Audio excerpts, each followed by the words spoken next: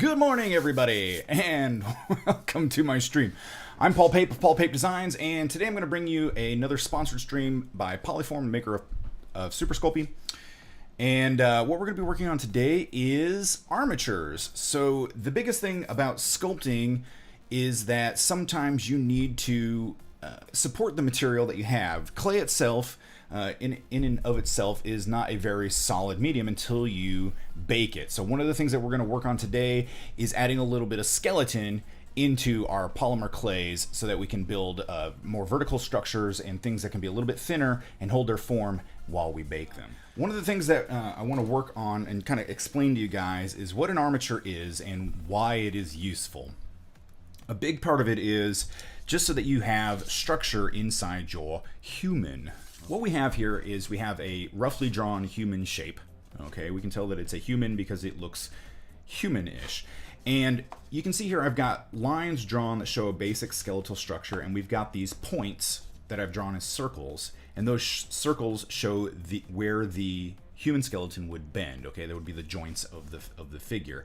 Now, some of the joints that I haven't included would be the shoulders, the neck, and then the hips. Okay, we do have the hip connectors, but we don't necessarily have the hips, and that's because you can usually bend the wire that we're going to be using for armatures to fit that. But the points here are important, and we'll get to that as to the why and how that can be useful in the end in a little bit. So first off, let's talk about the different kinds of armatures that you can have out there. Okay, some people use armatures like me. When I'm building smaller figures, I use armatures so that I can have really delicate features that kind of support themselves inside the polymer clay. So if anything were to happen, say a piece got broken, it fell or something like that, and there's a crack that appeared, the piece wouldn't just fall apart. Okay, we want to make sure that the structure has support, and that's exactly what an armature does. The structure is basically the skeleton inside of the piece that you're building. Now, there are a few different ways to do it and a few different materials that we can use to make an armature happen. The biggest one that people use when creating larger scale pieces or pieces that have a really dynamic pose where maybe not where the figure or the creature or whatever is not necessarily planted firmly on the ground, they'll use something called a support, like a support post that they've put inside of a chunk of wood. Okay, in this instance I've got some MDF that I've drilled, and I'm using a thick rod, and you don't want, not a rod, this is actually a pipe. And the reason that you want to use a pipe is because a pipe will actually have more strength vertically here than a solid rod would. A rod would be a solid piece of brass. In this instance, this is brass. And the reason that I use brass is because I like to be able to solder my armature pieces together, and you can't necessarily do that with other types of materials. This makes it really easy.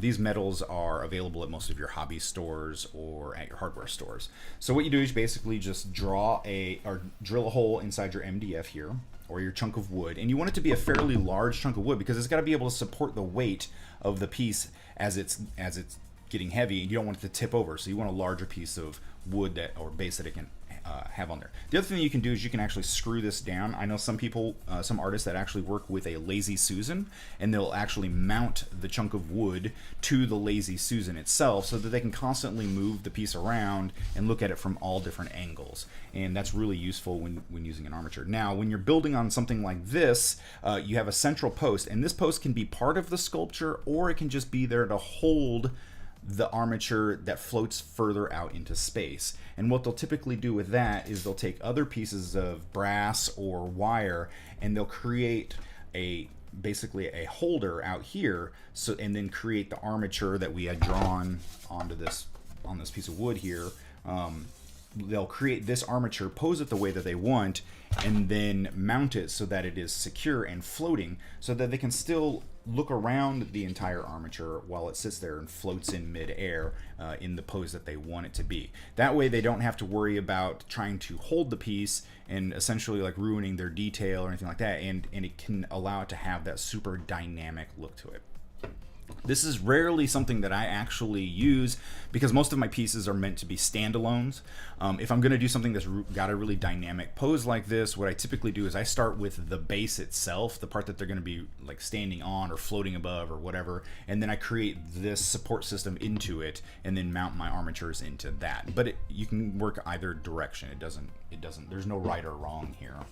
Okay, some of the materials that we work with, I've already talked about brass. Brass is probably my number one, again, because I like to be able to solder the pieces together so that they have a really nice, solid, rigid skeleton in the middle, because you want your armature to be firm. Otherwise, it's going to defeat its own purpose, which is to keep the clay from moving all over the place. This is another type of material that I've used, and it is actually aluminum wire, and it's called, believe it or not, armature wire. This can be used for a lot of different resources. Some people like to use it for air-baked clays. Some people like to use it for polymer clays. Other people will actually insert it into a foam, like a hot foam or something like that for stop-motion animation. So this is another one. It's really, really soft and pliable, but what's really nice about it is that it is soft and pliable. It will hold its shape, but it's constantly movable. So if you're using a clay like the clays that you can use on here is like that bake and bend clay from Polyform, the bake and bend from Sculpey. You can actually bake this into it, and then you can actually adjust it once it's cured. We've got the bake and bend clay that we used on the figure we created last time, where we have the hair that kind of bends on the pieces like this. So what you want to do is insert the wire into it. Okay, Gorga has a question. Go ahead and shoot whenever you get it written there, buddy. One of the nice things about this is you can actually double its strength by folding the armature wire over and twisting it. Okay, and as you can see, you can twist this one manually, and then what you're doing is that braid in there, that twist in there, is actually going to give you more strength. And if I push on this, you can see it's there, but if I push on just a regular length of it, it's really soft. Okay, so you can use this armature wire and kind of bend and twist your armature, and the tighter you get that bend, the thinner the wire gets, but you still got all of that strength that's in there. All right, and you can buy this, again, this is armature wire. It is available at, again, most hobby stores and other places.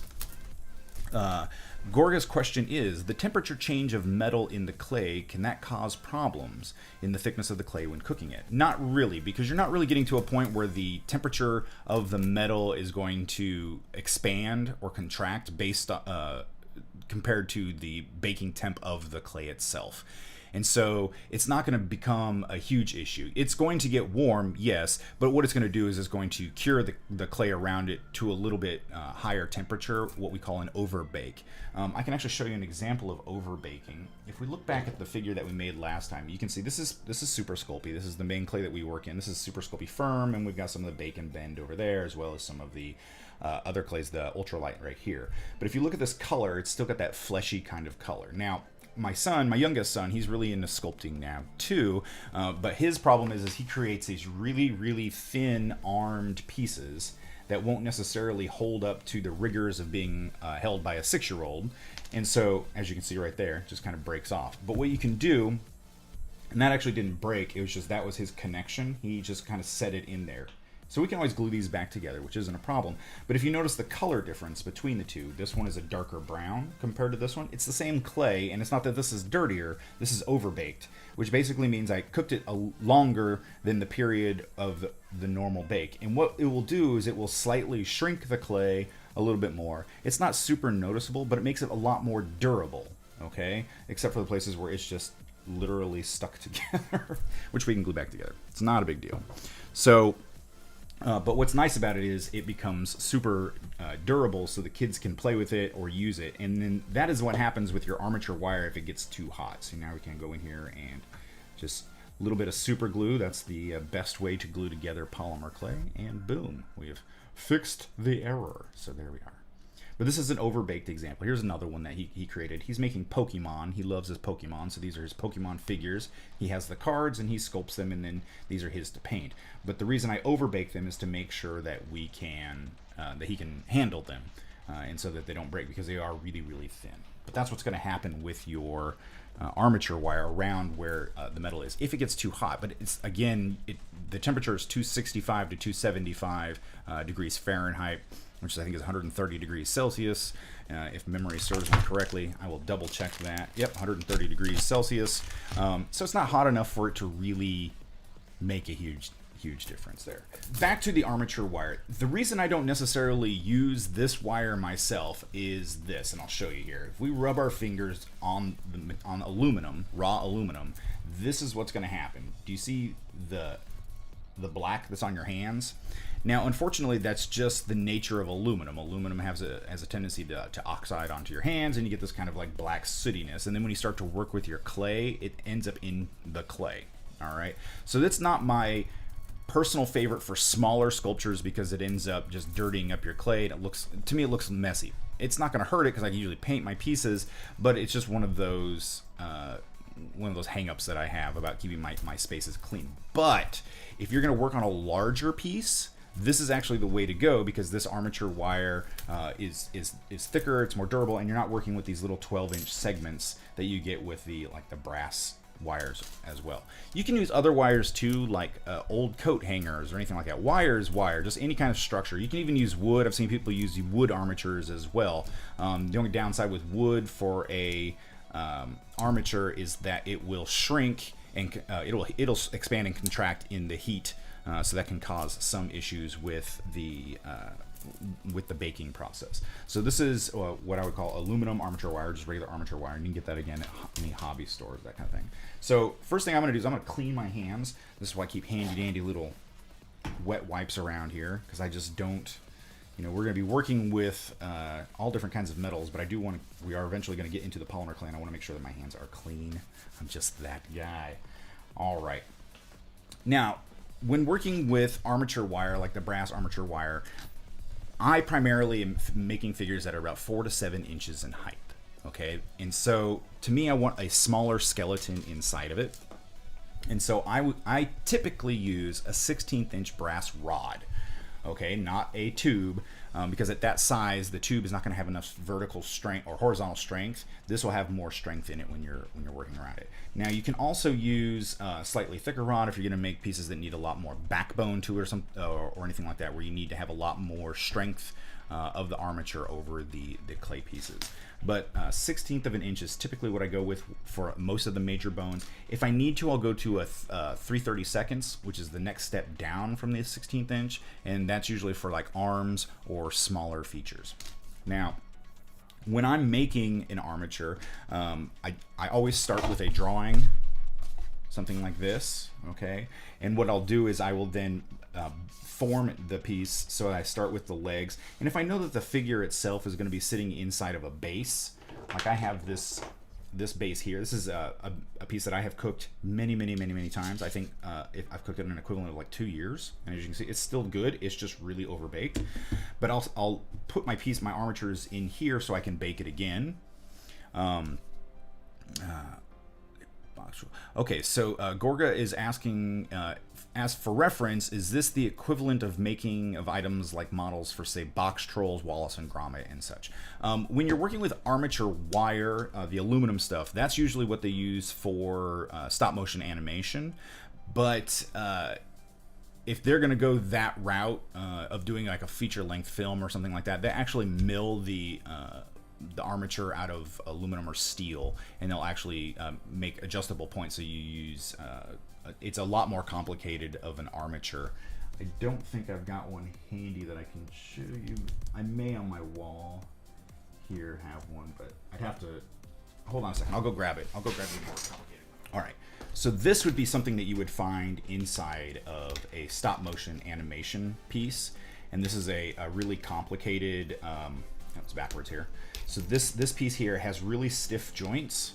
As you can see, it's milled so that it has a stronger skeletal structure, and it has more mobility in each of the joints. So we have a shoulder ball and socket here, plus one in the upper shoulder there, so we can get some shrugging motions going on here, as well as the movement of the head forward and backwards. No, you're okay by asking questions there, Gorga. So, but you can see that this is a way more complicated armature than I typically would put inside of a clay sculpture, because once you cook the polymer clay, it's going to become stiff, and it would kind of defeat the purpose of having a movable armature inside of it. Okay, but this would be like a really high-end stop motion armature that you would use for something that you require movement in. Okay, now when I'm building my armatures, I'll always start with a drawing of roughly what I'm looking for, and I always tend to go with the neutral pose. Okay, and the reason that I do the neutral pose is that I want to make sure that my skeletal structure is where I need it, and then I mark out my joints. And the reason that you want to mark out your joints is so that you know where your bends are going to go. So if I start with, I started bending this one before we started the stream, and you can see here it's the length of the leg. I put a little bit of a hip action in here with a slight bend, and then it comes up the spine, and I've got a shoulder in here. Okay, and I'm going to talk about this type of shoulder joint in a second. But you can see I'm just bending the wire to kind of fit inside there. And we can do the same thing with the other side, where we just basically use our map here. So as you see here, we can have the point here where we know where the knee is going to be. I can actually take a pair of pliers, okay, and I can bend the wire there, and that tells me exactly where my knee joint is going to be. All right, I know that seems like really simple, but you can see that as you're bending it, you need to know where your joints are for your figure. So even if you're making up an alien or anything like that, you need to make sure that you know where your joints are, so that when you go to bend the piece later on to create the dynamic pose, you know exactly where your joints are supposed to be, and then we can work the clay around that. All right, Gorga asks, what is the math of the proportions? It really depends on what you're drawing. For humans, it's usually 8.5 heads. So you take the height of the head and you draw out 8.5 tick marks, and then that gives you your breakdown. There's lots of tutorials and stuff online that kind of tell you how to do breakdowns of animals and people. So it's just a matter of getting those and then practice. But all that information is out there.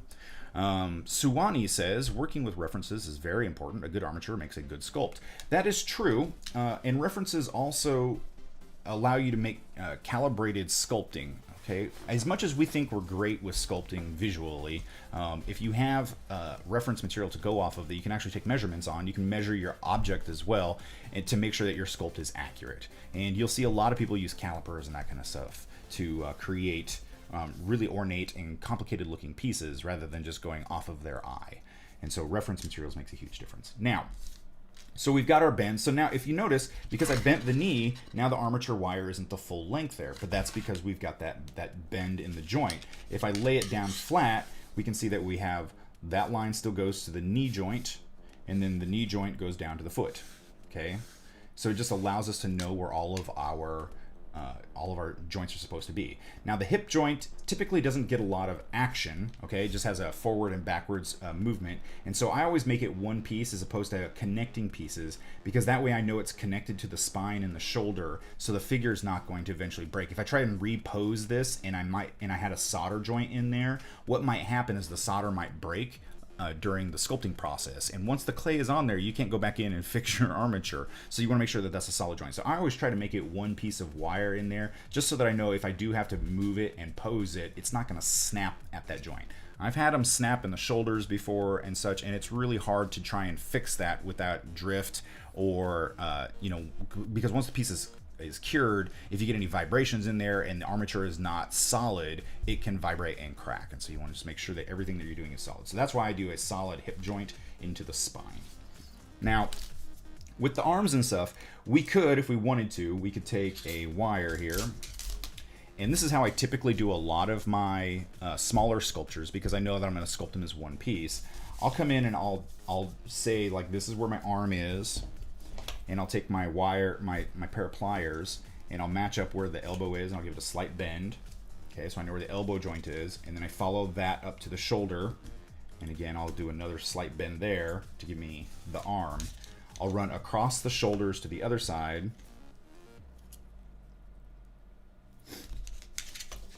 And then down the elbow to the wrist, and then I'll cut the wire at the other wrist, okay? And actually, I'm not going to show you that. Well, yeah, might as well. Okay. So then we've got that shoulder bit there, so we can go ahead and cut that. And so that's going to give us our shoulder across the span there, okay? That's also going to connect into the spine. So what we can do is we can wrap wire around this, connect these, and solder those 2 points together to create ourselves a really, really strong armature, so that we know that these pieces aren't going to come apart in the connection here. Now, then I can go ahead and, once it's soldered together, move my arms. I can move this arm up, and I know where my joints are supposed to be, so I can bend the arm in and all of that while I'm sculpting it. Okay. Once I've got some clay on it, what I typically tend to do is I will grab it near the joint, either on the part that doesn't have clay. If it's got a lot of clay buildup on it, I can usually grab it right around it, and then I can adjust the part that way, so that we're not trying, because we don't want to bend in the middle here, because that's not what your body's gonna, that's not what your bones are gonna do. Same thing with your arm. It's why I put those bends in there, because this part of your arm is not gonna bend. That's where your bone is, and so if this started to bend like that, you've got a broken bone. Okay, so this is typically the way that I will do an armature for a figure like this that I'm posing. I'll give it solid arm structures here. Now, another way to do that is what I've done here, and this is using square tube. Okay, you can buy a round tube, you can buy a round rod, but this square tube actually serves a very unique purpose. And what that is that if we create the spine and then we solder into here, and the part of the spine only comes in about 1/8 of an inch into here, and then I soldered it on so it's nice and tight, it's not going to go anywhere, and we have a tube on the opposite ends. What that's going to allow me to do is, that's the shoulder. Okay, and actually I have it so that it's on this side over here. Now what I can do is take another square tube, okay, and create the arm joint that I have here, and then these two pieces sleeve into each other. Now the benefit of this is that as I'm sculpting, I can remove the arm so that the armature, or the finished sculpted arm, is not in the way, okay, and I leave a joint in here so that the pieces go together, and you can, and as long as you have those pieces so that they sleeve together. And the reason that it's square is so that if I pose this up in the air, and if this is a round tube, it would still slide all over the place. So you use the square tube to set your position so that your arm is always exactly where it's supposed to be. Okay, and you can do the same thing for your legs or for your head. Any joint where you have the pieces come together, you can use this. It's called a sleeving armature. Okay, and you can use any joint that you want. The benefit of this is for sculpting purposes, so that you can work on this piece individually. I can take this arm off and I can hold it, I can put it in a brace, and I can work on the individual fingers without trying to hold the entire sculpture in my hand or having to work around the sculpture. Or I can remove the arm and work on the detail around the body and then put it back in. Or the main reason, or the reason that I've discovered this, is for molding and casting. If you're creating a sculpture that needs to be molded and you've got an arm that sticks almost completely out, that's a lot of extra molding material to create a figure here. But if you remove this piece here from the sleeve, you've got a really thin mold here and another thin mold here. So it'll actually save you the headache, and then you are able to then sleeve the pieces back together once you've molded and cast them. So it allows some versatility in your design. Okay, so I use this technique primarily when I'm making action figures, because I want to have a really dynamic pose to them, or I want the ability to be able to move the arms and such. And then during the molding and casting phase, I'll actually switch out this square tube for if I'm making movable action figures. I'll switch it out for a joint that's more of a ball and socket, which is something that you'll see here, which is a ball and socket joint, so that I could have the ability to rotate this around. But I want the ability to take the arm off and know that it's going to fit and move inside that socket. I don't want to cook it all as one piece. All right, so let's get on to actually sculpting something. Gorga asks, do you drill or cap the hole for adding the part to be molded? Drill or cap the hole? No. That's a completely different stream, but it depends on what the finish is going to be. If I'm going to put a ball and socket into there, I'll actually put a ball and socket into it and then mold it around that. But if not, it really depends. If I'm going to mold it as a solid object where I don't need to worry about that, then no. But that's a molding and casting stream, and we'll get to that one soon enough. Okay, so now we have the basics of the arm here. And we're actually going to start with this one. So I'm gonna sculpt this one here, and we're going to use this one removable side because I want to do something with hands in a little bit as well.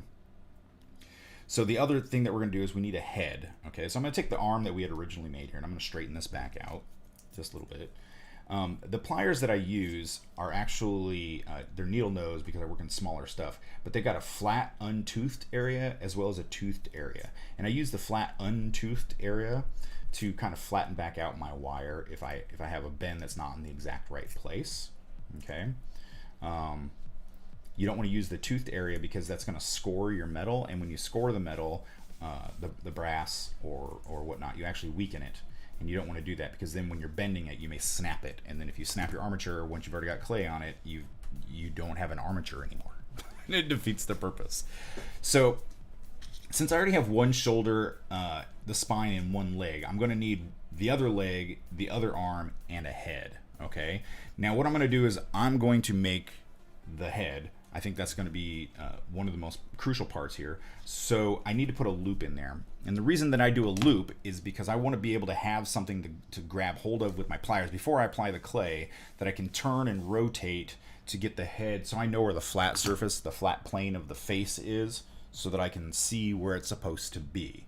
Okay, some people just do a single ball like this, and then they sculpt around it. It depends on what is going to go on top of there as far as the figure goes.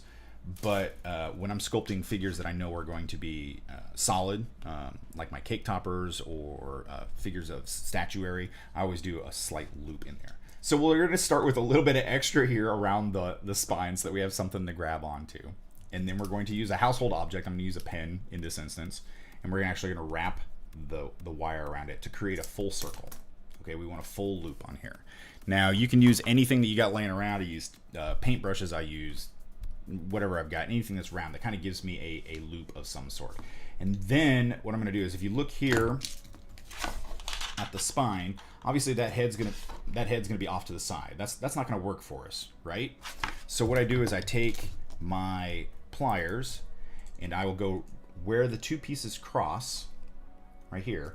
I'm going to grab it and I'm going to bend it down at a 45 and down at a 45 to give me the loop that I'm looking for. Okay, and I'm going to kind of flatten that out so that I know I've got a decent thickness on the neck. The neck is the part that you want to make sure that you've got a little bit extra weight and support on here so that when you do bend and twist it, it won't snap, because you definitely don't want this part to snap, because there's nothing worse than trying to figure out how to re-armature the head once the body and such is already on there. So we've got that loop. That loop is a little large, and that's okay. We'll deal with that in a little bit. We know that it's going to be too big for the head that we're going to sculpt here. That is okay. So now we know approximately where it's going to go. We want the Y, where it starts to come up and branch. We want that Y to be in the middle of the head. We don't want it too low because we don't want that to be at the chin area. We want it to be kind of basically about where the nose is going to be, is where you want that loop to start, so that you got room to work on the top and bottom. So once we know where that's at, we can bend out the shoulder.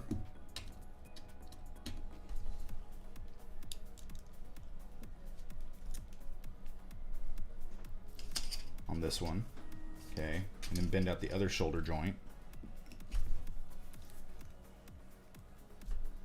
Why in the center? Because when you're sculpting the head on there, you don't want the armature wire to come down. Okay, you don't want it to be exposed. Otherwise, your face is going to be way too low. So you want it to sit dead center in your head so that you've got enough room to work around it. It says it's too hot here. The clay is too soft. Yeah, we're all going through a little bit of a heat wave, especially my friends out there in Europe, in England especially. And one of the ways to combat that is to actually store your clay in the fridge until you're ready to use it. And then once it starts to soften back up, you can throw it back into the fridge, let it harden a little bit more. Okay, so now we've got that joint into there, and if you notice, my wire is too short to get us the entire arm. So what I would do is I would cut it back and do another sleeved joint, or since I don't want to remove the piece, that's what we'll do. We'll look at where the arm is going to be. So we don't want it in the joint. We're going to cut it either in the middle of the upper arm or the middle of the forearm. Since we're already at the middle of the forearm, why don't we go ahead and cut it there? Or leave it. We're going to leave it because that's where it's going to bend. So we know where the elbow is. So this is the elbow, and we've got a little bit more that we need to head down towards the bottom of that. What we can do is we can use a little bit more of our tube here. We've got our tube, and we can sleeve this onto it. And it's going to give us more of, allow us to elongate it. Now you don't have to use this as an entire piece. If you wanted to, if you did this in the forearm, you could actually cut just a little tiny piece of it, and then cut it, and then add another piece of the thinner wire in there if you wanted to. Or you can just use the tube itself. And so the way that I cut this is I actually use a jeweler saw or a hacksaw. Okay, so we're going to mark it. Let's grab ourselves something to mark with. I use a Sharpie, and we're going to mark it at the wrist. Actually, we're going to mark it at the wrist there.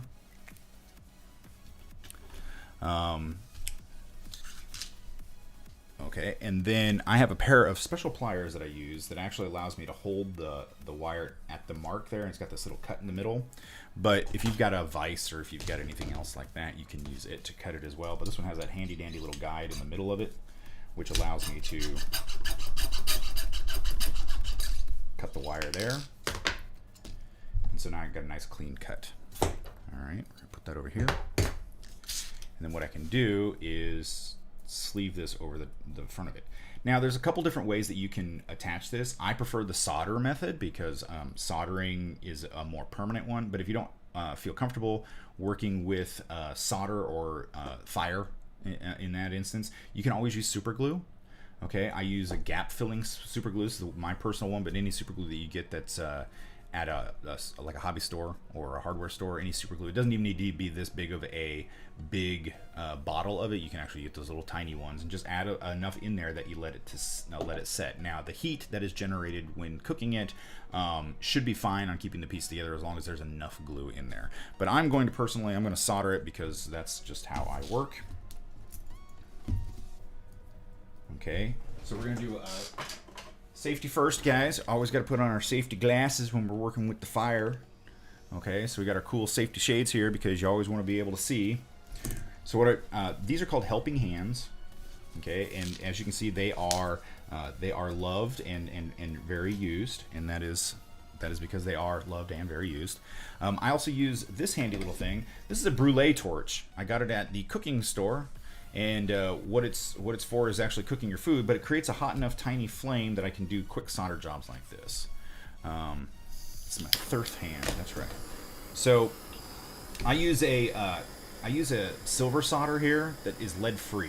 Okay, I always work lead free because there's no point in working with lead as it is poisonous and such.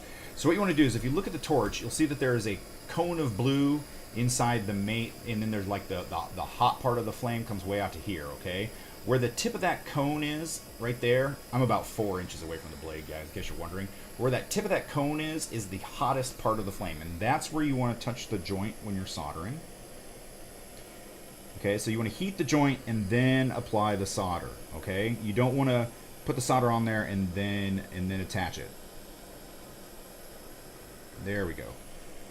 And if you notice, that solder will suck into that joint. It sucks into it. If you just heat the solder onto it, what you're going to do is you're basically just going to glue the solder to the outside of it, but it's not a permanent attachment. You need to heat the material hot enough so that the material absorbs and bonds to the metal. Okay, and you'll know that that's happening. You can definitely tell the difference between the bead sitting on top of the bead of the solder sitting on top of the wire versus actually moving into it. Okay, now remember, when you heat things up, they get hot. So, yeah, my hand covered. Well, yes, that's because I'm a lefty and the camera's on the left side. So, yes, occasionally my left hand will cover the action a bit. But we'll be doing more soldering in a bit, and I'll show you all of that fun stuff. You don't need to use a gas-powered one. You can actually use an electric as well. I've got both. It just depends on the detail that I'm working with. Okay, so again, you want to remember that when you heat things up, they get hot. Don't touch that. You don't want to touch it yet. We'll touch it in a little bit once it cools. All right. So another thing that I want to talk to you about, and this is a technique that we're actually going to work on in a little bit. I'm going to do a hands-on demo of this. Is I have a really great technique for working with small sculpted hands. They're one of the hardest things to get really accurate to look good. I have a way using an armature wire that's pretty foolproof and really easy to work with, and I'm going to show that to you in a little bit. But in order to do that technique, you need to have a tube for the forearm. Okay, you have to be able to, we're going to put some wire inside that. As you can see, it's already cooled off enough that I can touch it. Okay, but we remember, safety first. You want to make sure that you don't hurt yourself there. Okay, so now I'm going to remove this arm, the removable arm, and we've now got 2 shoulders and 2 arms once I put the other one in there, but I need to join these together. Okay, I also need another leg, but we're gonna add that one in a little bit here, because we're gonna do a different technique for that one. I use this wire here. I get this at the hobby store. It's a 28 gauge brass wire. Okay, that I get it in the jewelry section. Okay, you just got to be careful not to unspool too much of it. But the reason that I use this is because, again, I'm going to solder it. And so this is a technique that I use to keep it from unwinding. This comes with this nice little notch in here, so I spool off enough that I need, that I can then put it back in the notch, and I run it the entire length of the spool, and then I'll cut it in the middle and push it down so that it locks itself in place. That way we don't unspool the entire wire, because you don't want to do that. That creates a heck of a mess. All right, so now I've got this really thin wire, and what we're going to do is we're going to do some lashing. Okay. Now, the important part of knowing how to attach these pieces together is you need to know where each part of the skeleton needs to sit. Now, we could do it so that they're side by side. Okay. A lot of times, if I'm doing, say, if I have this cross section of the arm like this, and I've got a spine section like this, what I typically end up doing, if I don't have this extra arm running, I just have the spine that comes straight down, is I always put the shoulders behind, because then when it comes to sculpting, your head's going to sit slightly forward of your shoulders, because obviously your arms sit back here. Okay, because if your shoulder was out here, you're going to have like a really broad chest, and so I always sculpt the armature of the cross section of the shoulder behind the neck. This one here, we're going to do actually a side by side, because we've got the other shoulder joint here. Okay, so we want to make sure that they go together. So what I'm going to do is I'm going to start with the wire here. I'm just going to grab a small bit of it and stick it in between my thumb while holding the armature wire where I want it. We're going to do a simple wrap until we get up to the shoulder area. Don't worry, we'll straighten her back out in just a second. Okay, you want to do enough of a wrap that it can hold, and then what we're going to do is we're going to do a lash. So we're going to go diagonally across that way. Okay, again, I'm going to bring it up here so you can see. We're going to do a diagonal lash one direction, then we're going to go behind the neck, and then we're going to do a diagonal lash the other direction. And then in front of the neck, and then down a diagonal across the opposite direction. And what this is going to do is it's going to do a cross pattern. Okay, it's going to cross the lines there, and that's going to give it some strength to hold it where you need it to be. And then I'm going to run it back down the neck just a little bit. And then I'm just going to trim off that extra bit of wire. Okay, now if you notice, whenever you're starting your wrapping of your armature wire, you want it in a place that's going to be hidden, okay? Because that tiny little bit that's poking out right there, believe it or not, as much as you'd like to think that, oh, that's gone now forever because it's wrapped around the wire, inevitably it'll find its way to poke out through the clay in the long run. So I always put it in a place that I know is going to get some thickness, so I don't ever have to worry about that happening. Now that we've got that lash together, we can go ahead and solder these joints. Okay, so we're going to grab our helping hands again. We're going to lock our figure in place. Okay, make sure that our armature is where we want it. Okay, shoulders are even, flat. Want to make sure that they're flat this way, that they're not folding. We want them to be as flat as possible. Okay, and then what we're going to do is we're going to add again heat. So remember your eyeballs. And then we've got our solder and our torch. Again, heat the joint, apply the solder. Heat the joint, apply the solder.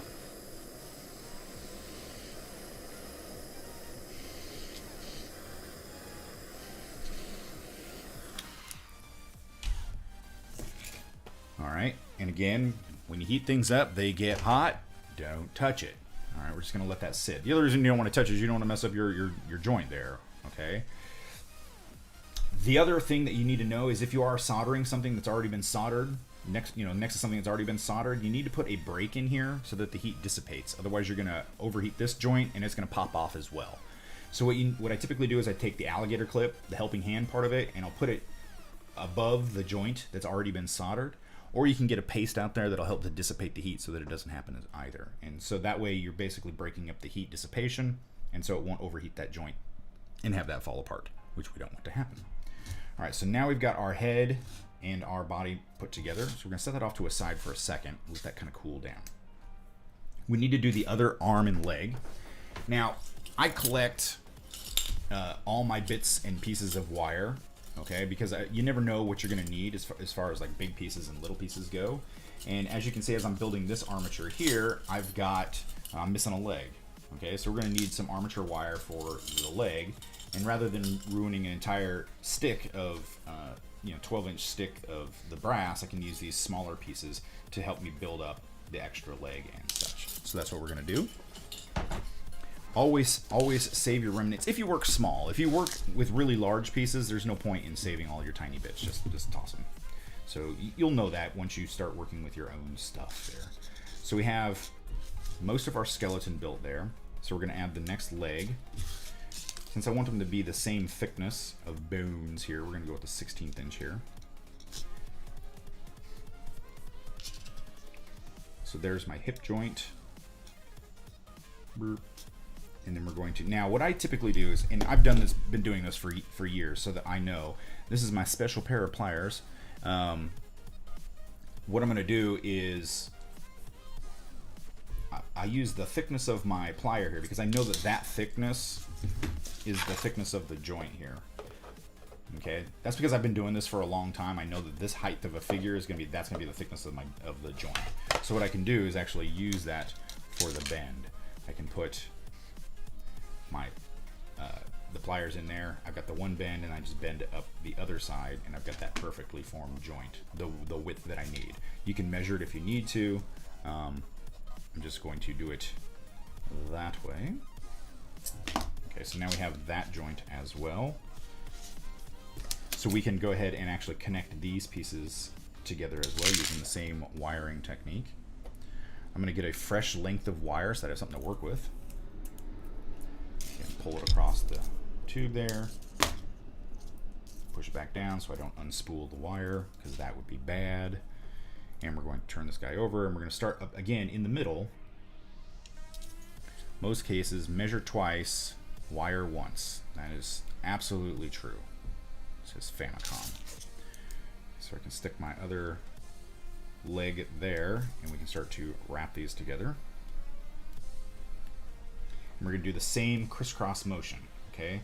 So I'm going to come across, down, and we're just basically creating a cross hatch. And don't worry about the piece moving. We'll position it before we solder it. But you want to make sure that you got a tight crisscross pattern in there to lock it down. And then we're going to bring our wire back up.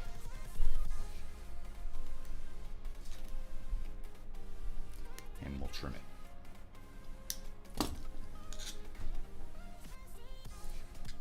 So we want to make sure that everything is where it needs to be, and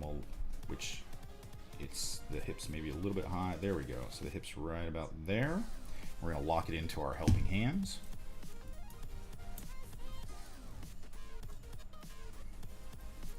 And we'll look at it, make sure that we're in a good spot there. We are. We can always trim the bottom to flush that up later. I don't need to worry about it right now. So again, we're going to heat and add our solder.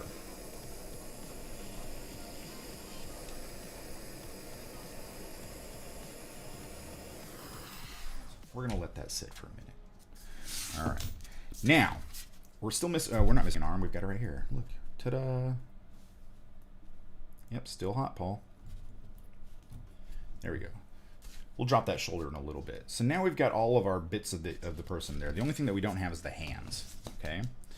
So once this cools down, we can start applying the material to it, the clay to it, which is what we're going to do. Now, There's different kinds of clays that that you can use for this. Obviously, you can use Super Sculpey firm, medium, regular. It doesn't matter. It's your choice. We're going to work a little bit with the ultralight, and that's to allow us to have to show you a couple things. Ultralight is a very soft clay, and so it doesn't have a tendency to hold its shape very well. So we're going to use some armature to kind of show you how to make it hold its shape. It's also going to make our clay a little bit lighter, our figure a little bit lighter, so we can do that. Famicon asks, now Paul, I do have a question for you. When soldering armature wire, can you use a soldering iron, or is a torch better? I actually have a soldering iron that I use as well. Okay, this is my soldering iron. It's connected to power. I can heat it up. I can actually heat the joint, and it's the same principle. You want to heat the joint until it gets hot enough that then you can apply the solder to it. Okay, a lot of people lose patience, and they basically they take the solder. They'll take the solder wire, and they'll have it on the joint like this, and it's not getting hot enough. They'll keep touching the wire. It's not getting hot enough. So then they'll take the solder and they'll touch the tip of the soldering iron, and then make it flow, and then they'll just kind of paint it onto that. That's not doing anything. It's basically just coating it in the metal, but it will come back off later on. It's not actually a joint. You've got to heat it until it's hot enough that when you touch the solder to the joint without the torch there or the iron there, it will actually liquefy inside of it. Okay, that's the key.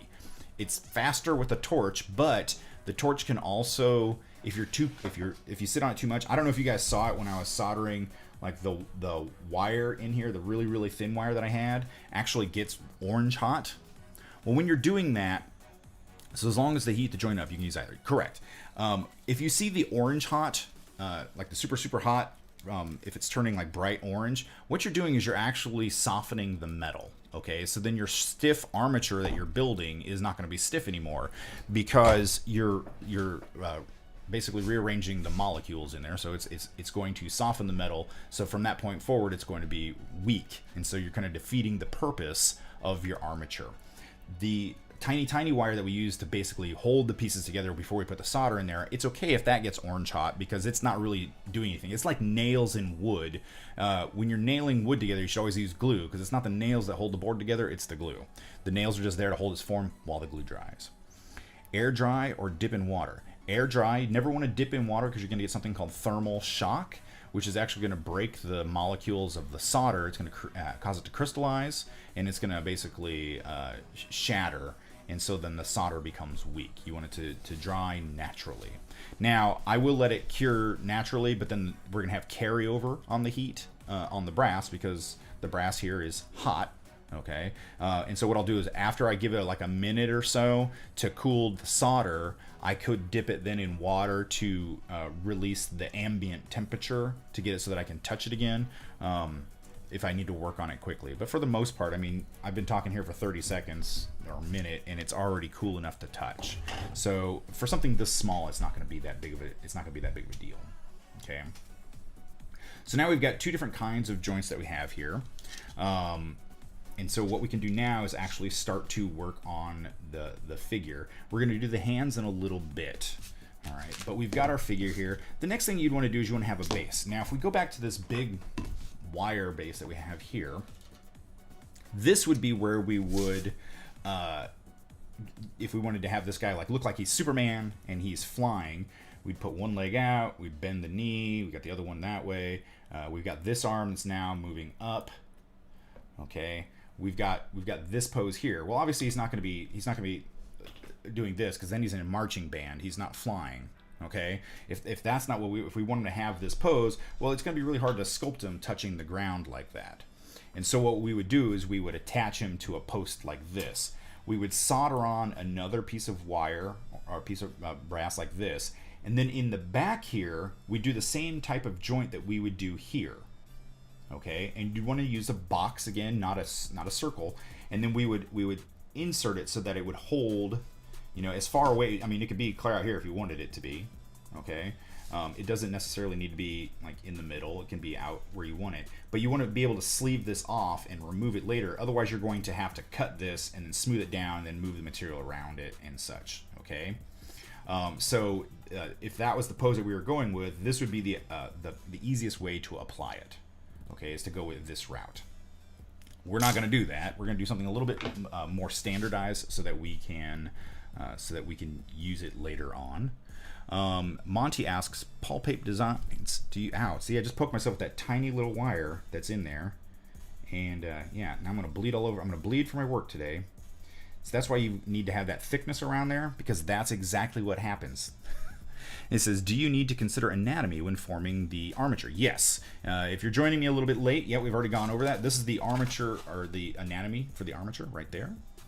Why not circle but box is the question that Gorga asks. And again, the reason is exactly what's happening with this arm here. If this was a circle, and I can show you that by sleeving 2 circles together. And I'm going to bend my arm. I'm going to get my Superman arm up here. Okay, so this is my circle. In circle, this happens. Okay, that's not going to help you when you're trying to sculpt that arm in a nice rigid up position, is it? But if it's square, and I put it in here, boom. All right.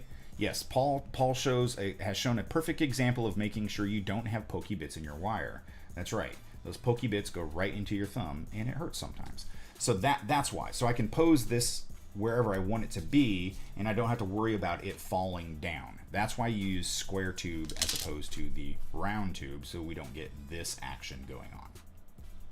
All right. Now, we can go ahead and either make ourselves a base, or I'm just going to use this one that my tried and true heart base that I've got here. And the reason that I like this base is I've got a lot of holes drilled in it, so I can pose it. If I know the pose that I'm going for, I can just kind of put the legs in here wherever I want.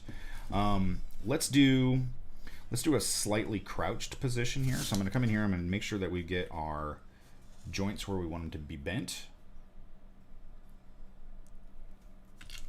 Okay, and then we have the spine here. Well, obviously your spine has a curve to it as well. I'm going to use some pliers so I don't poke my fingers again. Okay, and what a lot of people don't know, and we talked about this briefly last time, is that your neck is not straight up and down. Okay, your neck actually comes forward. Okay, so your neck actually comes forward from your spine. When it comes up to your shoulders, it actually leans forward. If it was straight up and down, we'd all be walking around like this all the time. We don't. Our heads actually come forward of our bodies. Okay, so you need to make sure that you do that with your armature as well. So we have this slightly, so maybe we'll have him, her, whatever we're gonna do. We're gonna have him cowering, or maybe it's we'll do an action. Maybe it's an action pose. There we go. Like he's stopping something. We'll get this arm back here. There we go. That's kind of a super pose there, because we're gonna have a hand that we're gonna sculpt up here. Superhero landing pose. And that's gonna be really hard to, where it's gonna be like really hard to show in detail the height of it. Plus, if you got three things posted, an arm and 2 land, you know, because he's talking about the pose where. So I can grab my pencil here and we can draw some more. I had it. Here it is.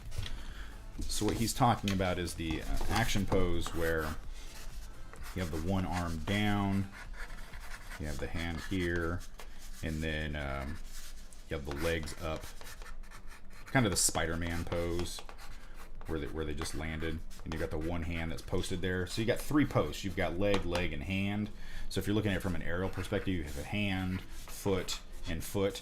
That's a tripod, it's triangle. It's going to be one of the easiest things to do. Whereas if we go with something that's a little bit more dynamic, like this guy here, kind of posed this direction, you know, so he's standing and he's got lean to himself with a forward foot and a backward foot. You wouldn't be able to do this with just regular Sculpey. Okay, when we sculpted this guy last week, or last time we did this, we had him stand in here, and we ended up adding that 3rd post in here so that he wouldn't lean forward, because there's no armature in this piece here, but you notice he's pretty much just standing upright. Okay, so what we're going to do is then, since we know this is the pose that we want to go with, we're going to find some holes that work for it. If I need to, I can always drill some more. Okay, now if you notice, the legs kind of come back at an angle. All right, what I can do is actually then straighten out a bit.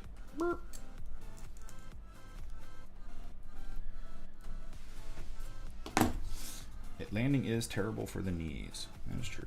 So now we got those little bit of bends in there so that we can still get that same pose. There we go. A fairly dynamic pose. We have the other arm here. That would be back here. Okay, so there's our dynamic pose, and it's now stuck in our base. We can that one arm is gonna be wreak havoc on me. We can rotate this around. We can pick it up. We can look at it, and this is going to allow us to have our skeleton and to know what we're supposed to be sculpting on. Okay. He's doing the Bigfoot walk a little bit. All right, so I'm going to move this out of the way because we don't really need it right now. We'll get back to it in a little bit. Now, I'm going to start sculpting it the same way that I sculpted my last pieces. I'm going to start with the feet up, okay?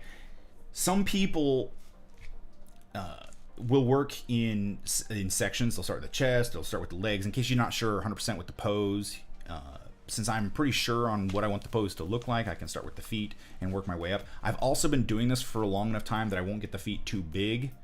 And then, because what happens is sometimes you'll start with the bottom because your anatomy needs to be, fairly uniform. Otherwise, you're gonna have giant feet and tiny torso and such. I've been doing this long enough that I know if I start with the feet, how big the feet need to be to move up this direction. Research material, your reference material, that stuff will play a huge part in it. But I don't. I'm not gonna go that route. I don't need to. But if you notice with this clay here, this is that ultralight by Sculpey. Okay, and I really like this clay because it is super light and it retains some flexibility to it. But the problem is that it is also really soft, so it won't hold. Whereas if I take the same amount of Super Sculpey and hold it out there, it's not gonna, we see the problem here. This is a much softer clay, so we're not gonna be able to get any really dynamic pose with just this alone. We'd have to work with something like an armature. So what we're gonna do is we're gonna do one leg out of each material here, just so we can show you the difference. Okay. Now, before I get much further, there's two schools of thought. This is the PC Mac debate on armatures. Okay, and we each have our own opinions and reasons for each one, but I'm going to show you both just so that you can make your own informed decision once you get to that point. I'm going to throw away those little bits of wire so I don't poke myself in the finger again. When working with armature, now you notice I was about to start this and I didn't have, I haven't done this, so you know what side of the school I lay on. Some people like to have the twisted wire like this on their brass, or they like to do what's called a wire wrap, which is what we did here, along the entire length of the piece. Good morning. They like to have the wire wrap along the entire length of any piece that they're sculpting, and that is to give it better grip with the clay. All right, so because if I put clay on here right now, it's a smooth surface, and so it doesn't have any way to grip it.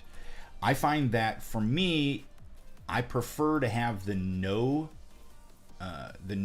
binder on there, because if there is a slight break if there's a crack, okay, let's say, and a matter of fact, I got an email this morning from a couple that had their cake topper. She accidentally dropped it. It shattered, and so they need me to fix it. Okay, it just broke in places. Where the arm broke, the arm just slid right off the armature. Well, I can glue that back on, put it back together. If it had this wrap all the way around it, the wire, it's going to catch in there, and there's not really a way for me to go in there and repair it at all. And so I know that it's eventually going to create its own set of issues down the line if something were to happen to it. The other reason that I don't like to use the wire wrap is because you can get air pockets trapped in there if you're not careful enough, if you're too heavy-handed with your clay. If you're too heavy-handed, you can also do it with this technique as well. So it's really a preference type of thing. But to wrap it, what you do is you would take the wire that we have, and we're going to grab a little bit more, cut some off. We'll do one leg this way and one leg the other way.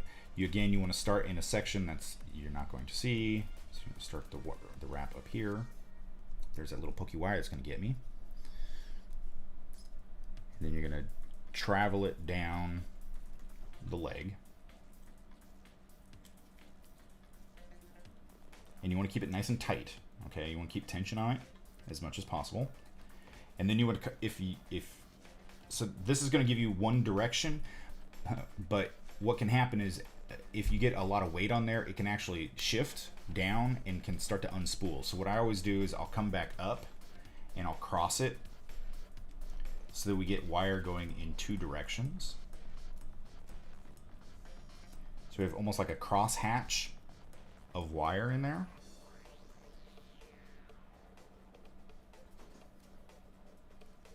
Again, you want to keep the tension on there, which is why I keep putting my fingers over it, because I'm trying to keep the tension on the wire, because we don't want it to be a loose wrap. We want it to be a tight wrap. All right, so you can see that we've got the wrap of the wire on the armature there.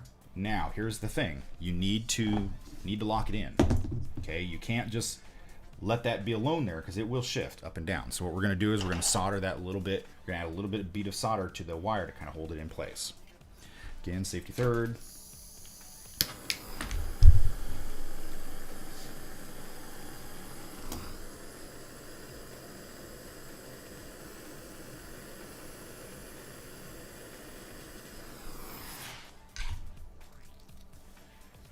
There you are.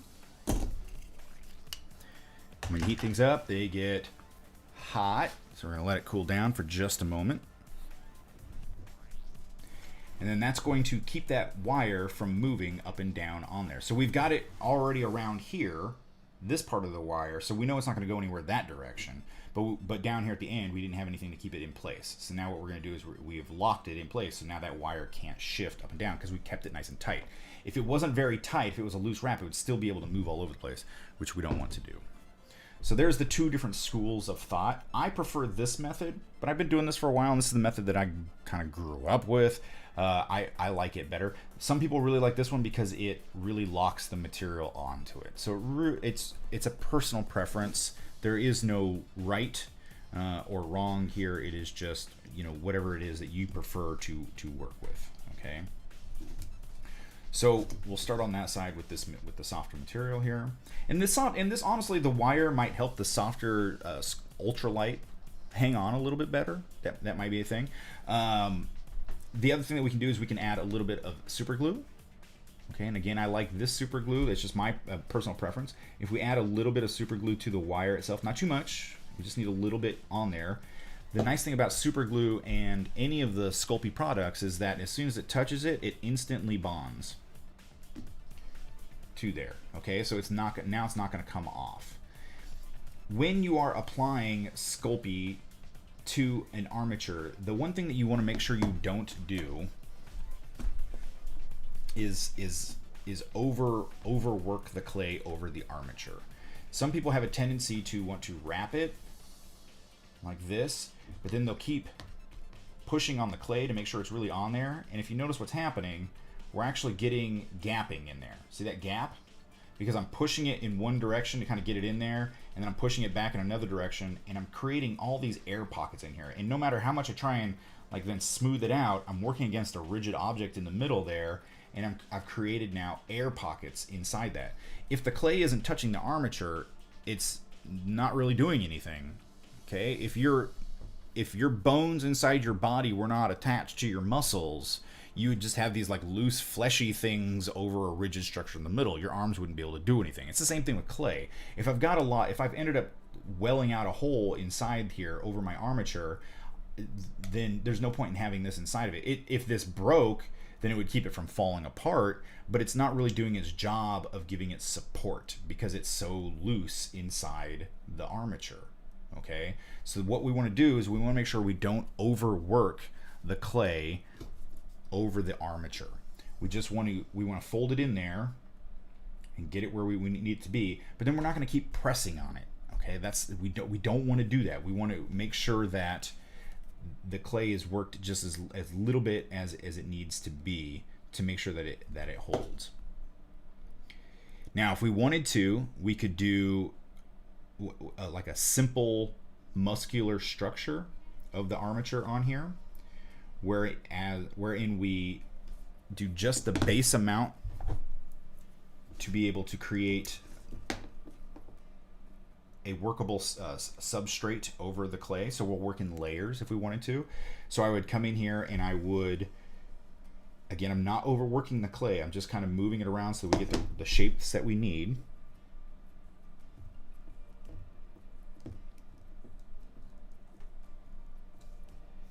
Now, if I wanted to, and with this softer clay, it might be the better route to go, is to get us the rough shape that we want here. Okay, kind of shows us our leg there. If we use reference materials, which I recommend, we would know that this is going to be way too thick. So I'm going to come in here with my blade, and I'm actually going to chop off part of that. And I'm going to carve out some of the clay, because we're not making the entire leg right now. Okay, we're just doing basically like a thicker bone structure before we put on the rest of the material. And what that's going to do is it's going to have the clay lock into the armature. We're going to do a multi-bake like we did last time, where we take the piece, the thinner material that's on here. So what I'll do is I'll do the thinner material, we'll bake this one, and then I'll show you how to just basically sculpt the entire leg on the other side. But again, if you look here at the knee, we've got way too much material happening here, and it's thinning up to nothing over there. So we want to make sure that we thin this back out, because we don't want them to have like really thick knees, because that would look weird. Him, her, haven't decided yet. It.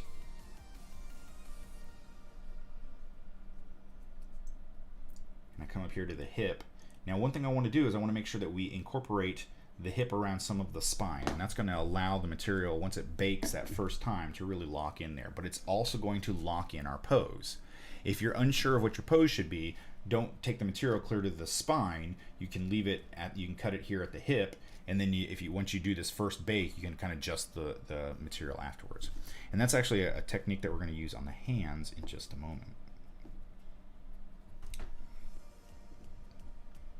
So if we can find, there we go.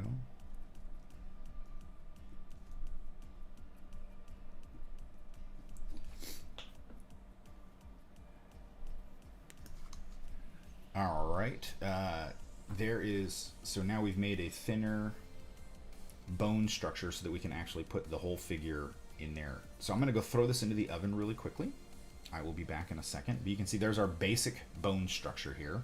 Now the nice thing about the armature is we can keep baking this over and over again, and it's not gonna affect how our skeleton holds together, because our skeleton's made out of a metal, so we should be all right. Now we're gonna let that cook for 25 minutes because the oven is cold. So I'm going to let it warm up for 10 minutes. That's not going to affect the clay at all. And then I'm going to let it bake for 15 minutes because it's 1/4 of an inch of thickness. All right, so that's what we're going to shoot for there. Now, while that's cooking, I want to talk to you about hands.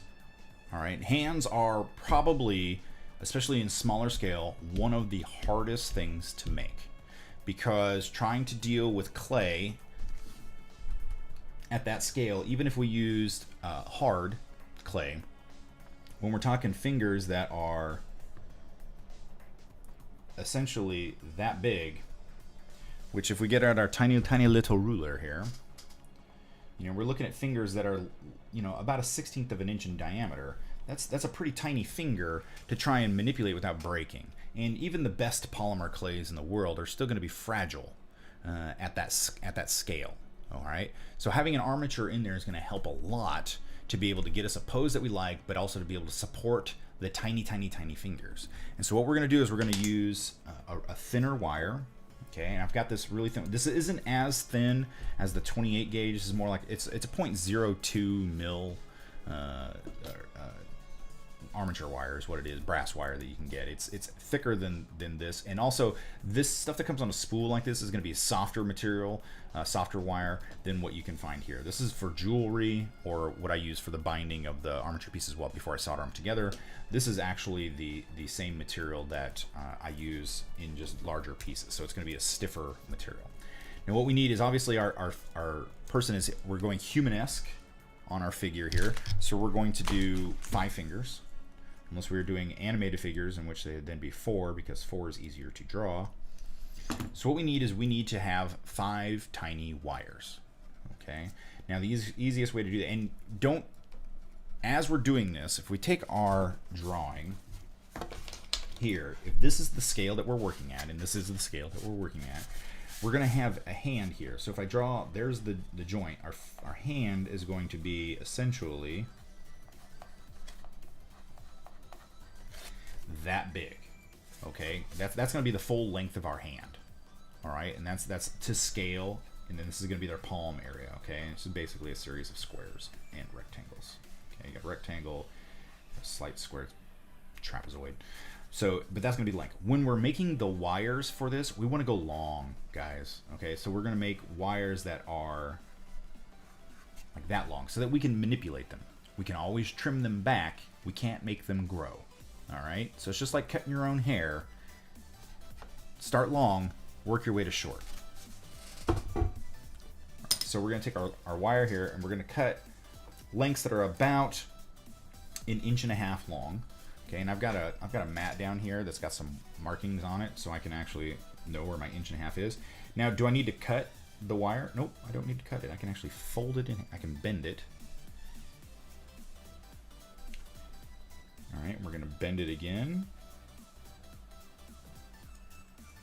1, 2. That gives us, that's 3, 4, and 5. So there's our 5 bends, and then we can cut the wire. So that's at that 1.5 inch length. There we go. So now there is our 5 pieces, our 5 lengths, okay? We're eventually going to separate them at this end. These are 5 lengths here, okay? We're eventually going to separate them at this end where these folds are, but first we need to solder them together, okay? What I want to do is I actually want to kind of crush these together so that they all just occupy a tiny, teeny little space. As small a space as we can get it. Like that. And the reason that is because we're going to try and insert at least part of it into a joint there. So if we have our thicker brass here, which we can use as a palm, we're able to get the piece inside there. Okay, and then we can spread the fingers out later. So what we need to do is, and if we wanted to, we can actually just insert it into there now. And then why don't we just do that? It's going to be easier in the long haul rather than trying to do it twice. So we're going to again go to our helping hands here. And we're going to lock this in. So we have this area here. So we're going to apply solder. We don't want solder to leach all the way out into here. Let me erase this camera so we don't goof this up again. So we want to make sure that the solder stays inside the tube and doesn't go all the way up inside these pieces around the fingers here, because we won't be able to spread those out eventually. So we want to make sure that when we're applying the heat, we apply it mostly to the tube and a little bit to the wires there. Got our goggles on. We got our fire going.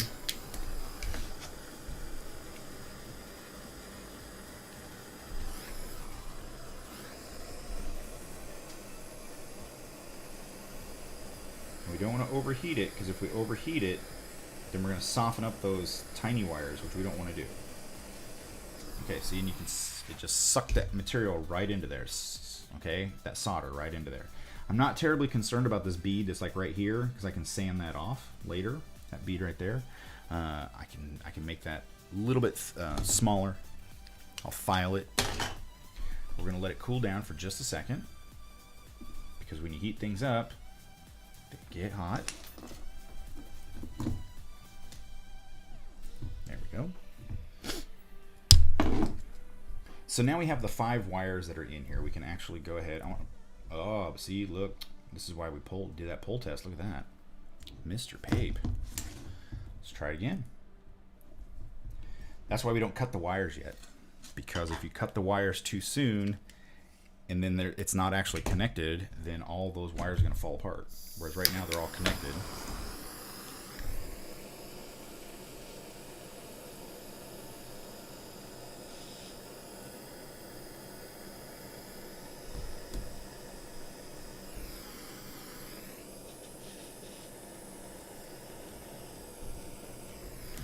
There we go.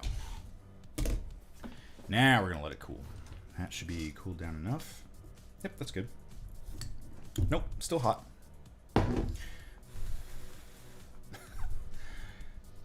Do a pull. Trying to separate those. Now it looks like a little egg beater, but it's not. So now we have the 5 different wires here for the fingers.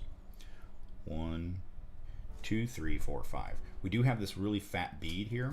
Let me see if I can do the, I'm going to adjust the zoom here so that we can see what I've got here. Or the focus, that's what I'm trying to do. There we go. So you can see we've got that fat bead right, that's right there. All right, thank you, Dirk.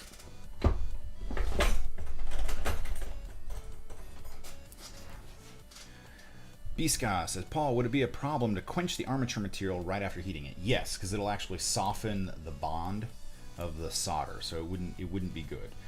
So what we're going to do is we're going to take our file here, and we're just going to file that down.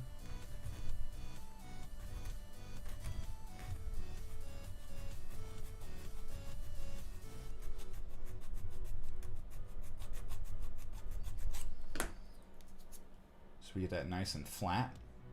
All right, we've got a little bit on this side that we can also do the same thing too.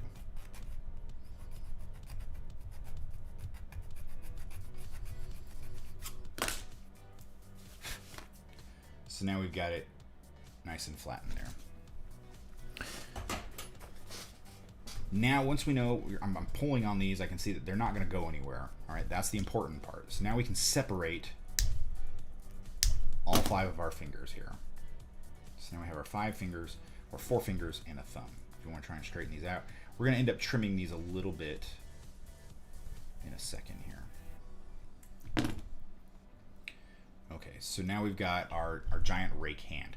We're going to eventually cut this and be able to apply it to the armature that we're working on earlier that's in the oven, once we know about where the palm is going to be. So I'm going to bend this one down to kind of say that's our thumb, and then we've got our 4 fingers that are here. All right, so now we've got our four fingers and our thumb. All right. Now what I need to do is I need to trim these approximately to where we want them to be finger-wise, but we need finger and palm, okay? If we know that part of this is going to go over the arm, okay, which is okay because it's still going to be thin enough to be part of the arm skeleton there. So we're going to want to do, we're going to say this is the wrist where that solder joint is, okay, here. And then we need our fingers to be about that length. So what we're going to do is we're going to trim them all back to about there.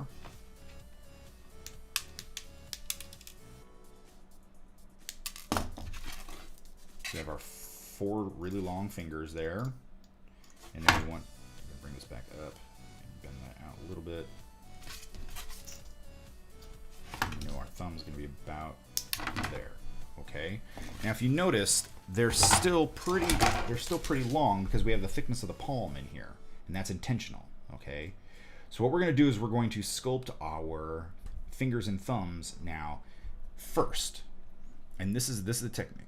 Yes, it is a tiny hand, but I'm going to show you guys the easiest way to make these hands so that you can use them. Now, if you notice, I'm working with them flat, and that is intentional. Okay, we're not going to try and we're going to eventually have this kind of a look to our fingers. All right, we're not going to do, but we're going to sculpt it like this, flat. And the reason that is because I want to be able to have as much flexibility in the pose as possible.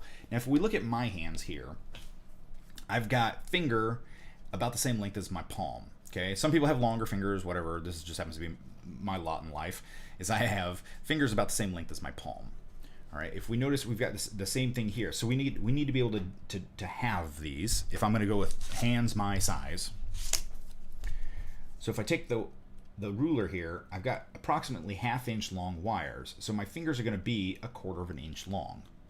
Okay, so what we're going to do is we're going to sculpt fingers a little more than 1/4 inch long, and we're going to do that by rolling out some clay thin on our hands. It's like making snakes.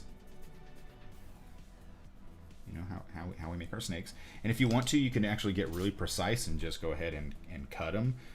We'll do 3/8 of an inch long.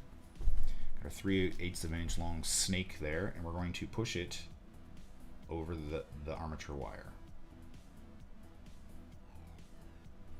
Okay, we're working with a really tiny piece of clay. I got this really dirty by let's try that again here, because I have all that solder that I sanded off there. And I'm going to wipe my hands down, because again, solder on my hands. Getting really dirty clay there, which I don't want.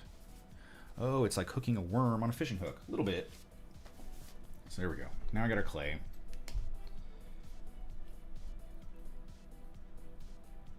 I'm gonna thread the needle basically. Yeah. Okay, so we're gonna get our finger on there, and I'm going to cut it so that comes off. Now that's obviously a fat finger. All right, so we don't want to do that. So we're gonna thin it out, and I'm gonna thin it by pulling it, not twisting, because twisting is gonna cause it to well out, like I showed you on the larger pipe. We don't want it to well out and get fatter on the wire. So what I'm doing is I'm gently securing it at the base, and I'm pulling it straight out. And what that's gonna do is it's just gonna pull it tightly around the wire.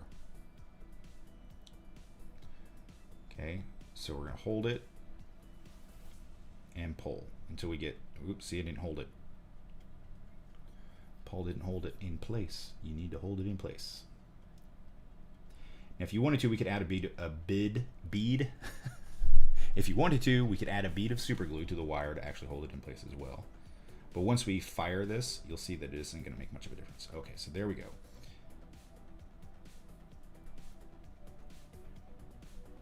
So now we've got one tiny little finger. We want to try and straighten that out as much as we can. So there's one tiny little finger. And if you notice, it's a little longer than 1/4 inch. So if there's our 1/4 inch, it's going into the palm a little bit. That's okay. We just need to know about where that's going to be. If you want to now, you can take your sculpting tools. I got this one here that I like to use, and I'm going to add a tiny little bit of a fingernail to the end. Let's see if I can zoom in on that and you guys can see it. So I added a little bit of a fingernail. It's hard to see on the flesh tone clay there, but then we're also going to add our joints. And yes, these are tiny little fingers. And then on the bottom side, we're going to add our creases.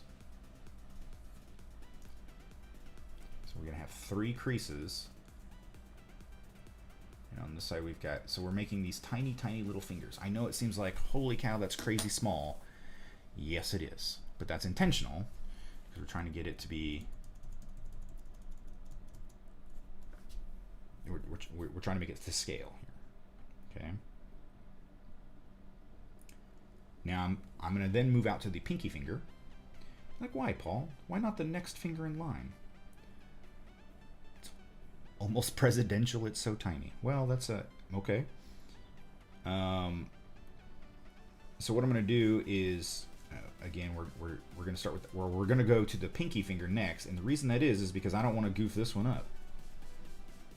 And so I'm putting the pinky finger on there, super tiny.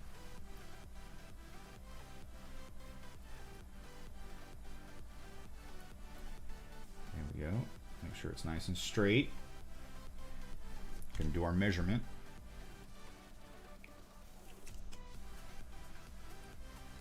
Could be a little longer, so I was a little short on the clay there.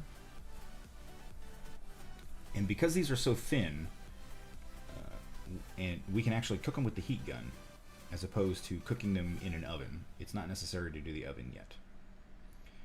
Do keep in mind that once we do it, cook these in the oven, that these are going to overbake, which is okay because they're thin, and they're going to be, and when you overbake them, they're going to get slightly more rigid. So it's going to help the fingers to stay rigid and not break off. So there we go. So there's our second finger there. We're going to do the same thing. We're going to add our fingernail.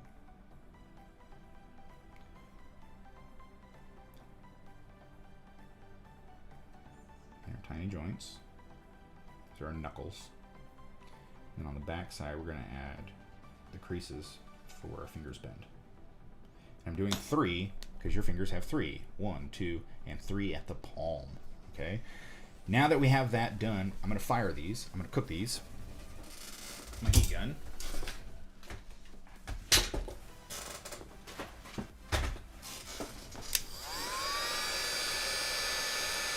Always keep the clay moving, especially clay this thin. You don't want it to burn.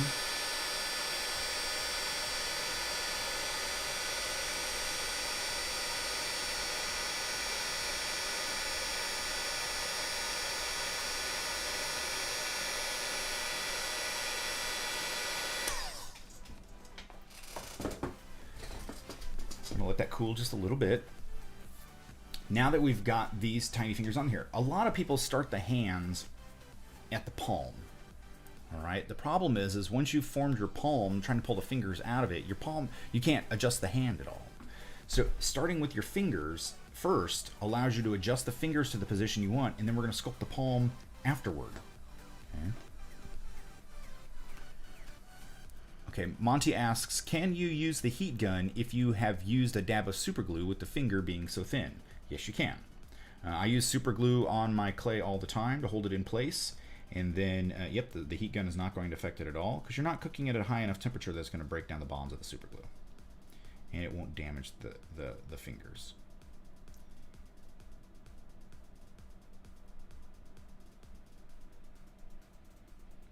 And yes, I know I make this look easy, and it is through practice. You must treat your clay with a very, very soft touch, with most polymer clays. If you work with a firmer clay, it's not going to be as difficult. When you work with something like Super Sculpey, it's going to be a little bit more difficult to manipulate this thin. I've been doing this for years. This is why I actually personally like to use Super Sculpey, is because I have like honed a very soft touch for the clay. When I start working with harder clays and waxes, I have a tendency to be too soft, and it frustrates me. I also get like hand headaches if I work with too hard of a clay, which I know sounds silly, but it's your hands start to get crampy after a while because you're not used to working with stuff so rigid. You're overworking the muscles. Now see what's happening is I'm trying to work that in there because I don't want to goof up this one that I just made. So let's put the fingerprint in, or the fingernail in there. Knuckles. Come back on the other side. 1 joint, 2 joint, 3 joint, and I'm going to bake this one as well. And while that cools down, I'll work on the thumb.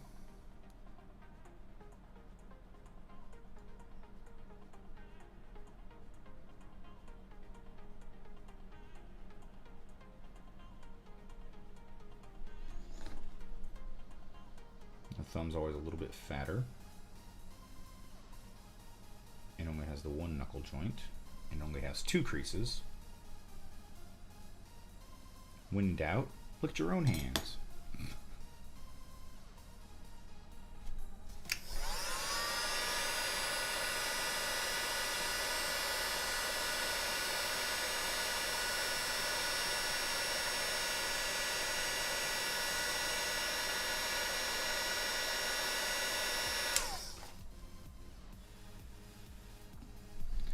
All right, then we got one more to do. Now what I can do is I can move these out of the way to work on that last finger because we're not locked into our palm yet.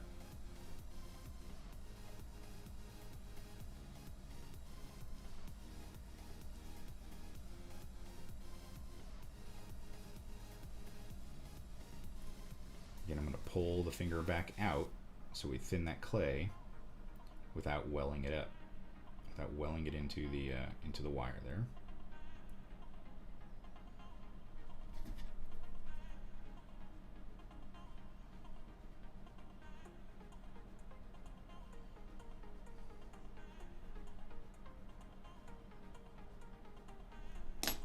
And lastly, we'll cook it one more time.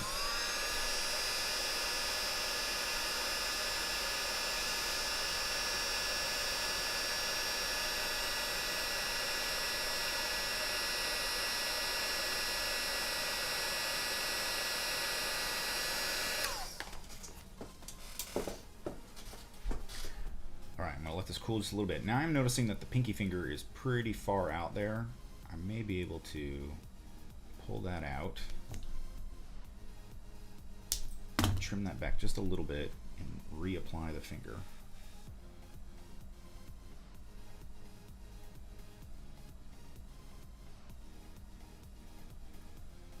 There we go. Because they're nice and rigid. Okay. Now if you notice, they're still splayed flat, but we wanted to have something that's got more of a dynamic pose to it. This is where the cooked clay comes in handy. Handy. All right. So now my 4 fingers and my thumb here, and it's got a nice flat hand look to it, right? Hello, everybody. So what I can do is I can actually come in here, and I know where the creases need to be for the fingers, correct? So we're going to do something that a lot of people are scared to death to do with your polymer clay once you've baked it. We're going to break it. Okay? So what we're going to do is we're going to gently fold at the creases. Okay? We've got the armature inside there. So it's going to allow us to gently bend the fingers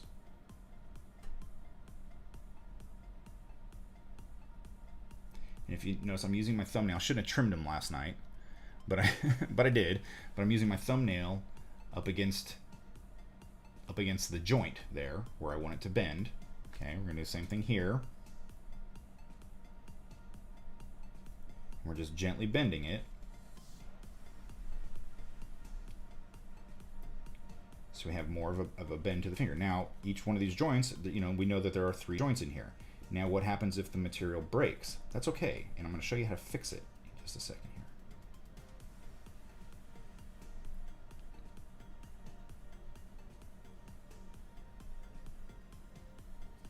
So now we have a nice curve to our hand. Okay. So that's what we're going for. Now, what we can do is take a little bit of this. I use Roncinol. It doesn't matter. It's basically it's lighter fluid, okay, but it's naphtha is the thinning agent in it. You can also buy liquid clay from Super Sculpey, which will allow you to do the same thing. But what I'm going to do is I'm going to take a little bit of this, and I'm going to take an old brush, and I've got many an old brush sitting around here. It's just not kind of good. This is actually the one I use with this material. That's why it's kind of stiff in here. And I'm going to open this up.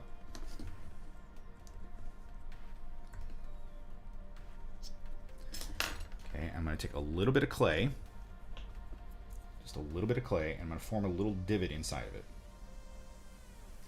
Okay, just like a little cup, and I'm going to add a couple drops of the naphtha into it. Just a little bit. We don't need a lot, guys. And I'm going to take my brush, I'm going to move that naphtha around. What it's going to do is it's going to liquefy a little bit of that clay in there, okay? And it's going to create a paste, okay? There we go. So actually get some in there, and it's going to create this paste, which you can see there on the tip of the brush. So now let me see if I can zoom in here. So you've got a little bit of that paste on there, and we can come in here to our fingers, and we can paint over any of the spots where the joints are with this paste. Okay. Now, if you notice, it's not thick clay; it's just this tiny little bit of paste clay. The cool thing about the naphtha is just dissolving the polymer back into a really, really thin version of it. But once the naphtha leaves it, it becomes clay again. Okay. So what we're doing is we're filling in those cracks, any cracks that we made there on the back side where we were creating those bends. Okay. So if we had any tiny little breaks in there, that's okay. We just use that little slurry. It's kind of like adding like wet clay back into your clay pieces there, and then we can go ahead and fire this again.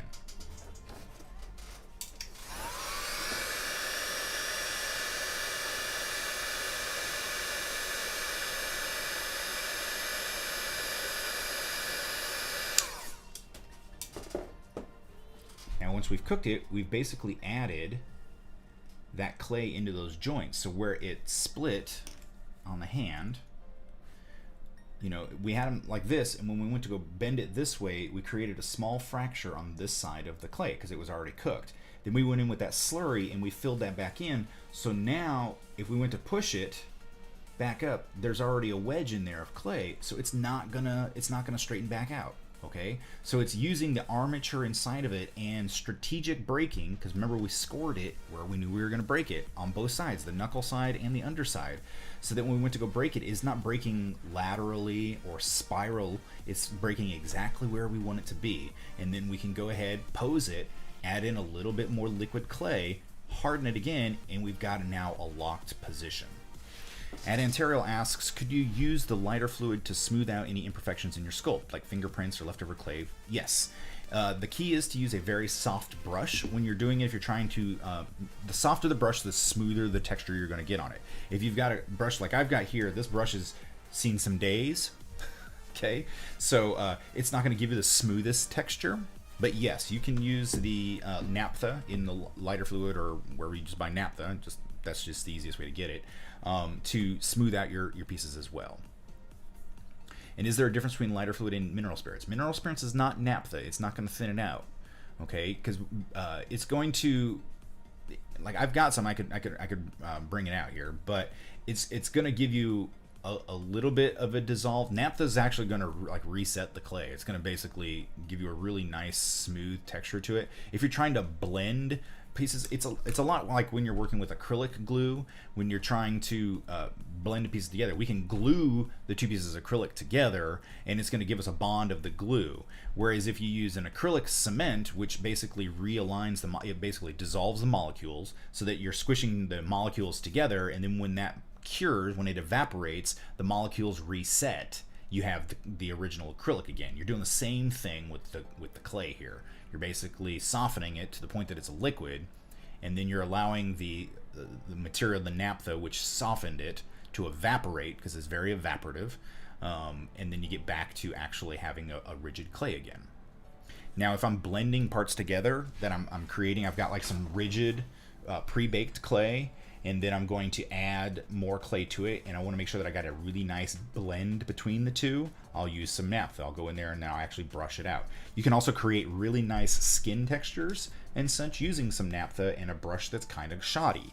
If you've got like a stiffer brush with some stiffer bristles in there and you use some of that, you can actually create some really nice hash marks on it, but it blends it as well, so they're not just like lines that you've carved into the face or into the hand to create skin texture, but you'll get a softened version of it, and it's going to allow you to create more realistic textures. Okay, now our fingers are rigid. I mean, these things they're hard, they're cooked.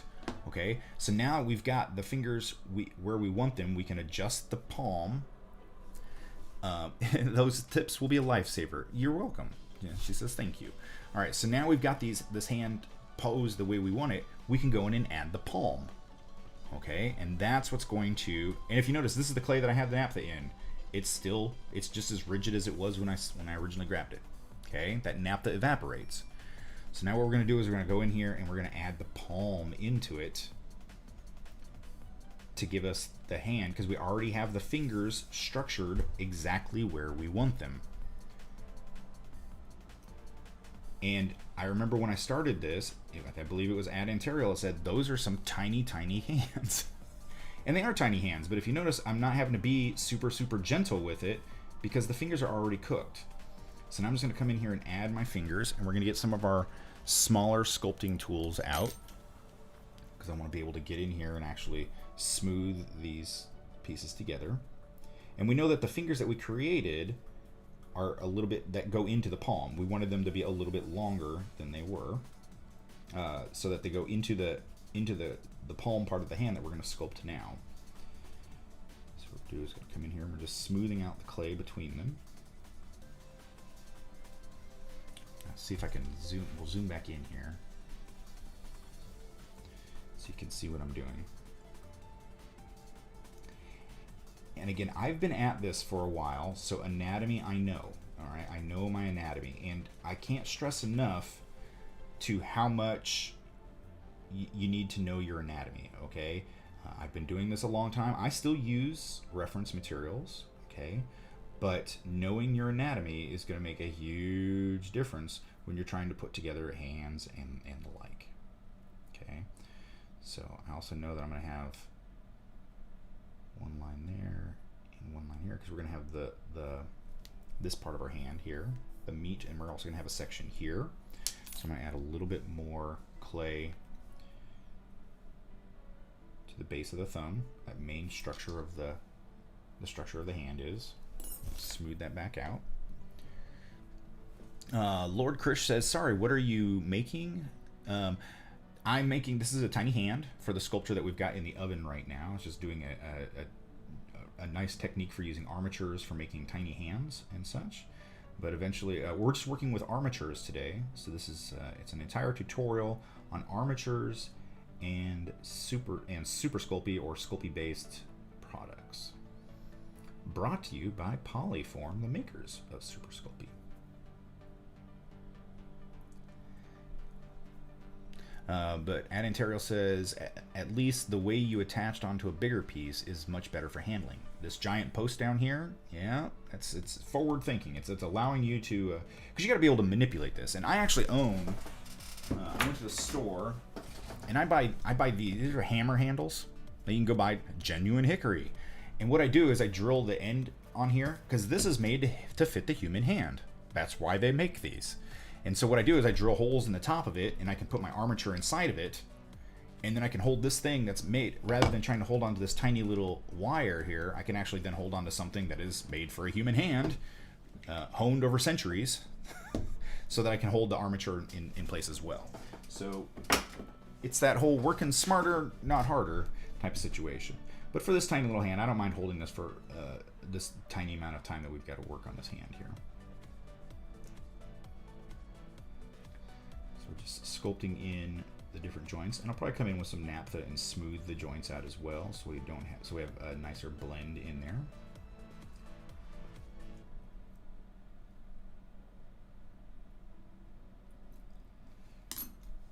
All right.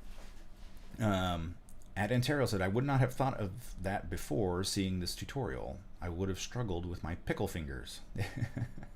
I like to use file handles for my homemade foam files. That's right. See, it's using things that are around. Now, the hand will never come to a taper like that. If your hand came to a taper, it would sit inside your wrist. So you want to make sure that you actually add a little bit more meat to the bottom side, so you have more of a boxy sized hand here.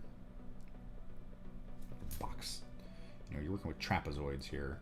You don't want it to be too tapered, because otherwise it's going to look funny. Okay. We're going to add our tendon lines in here. And we'll blend the wrists and all that once we get it into the armature for the hand there. Okay, so I can come in now with my tiny sculpting tool, and I can actually go in here and add some of that cross hatching I was talking about, and come in here and add it to the palm. And then come in here and add our the lifeline, the laugh line. You can add all that detail into your tiny little hands here.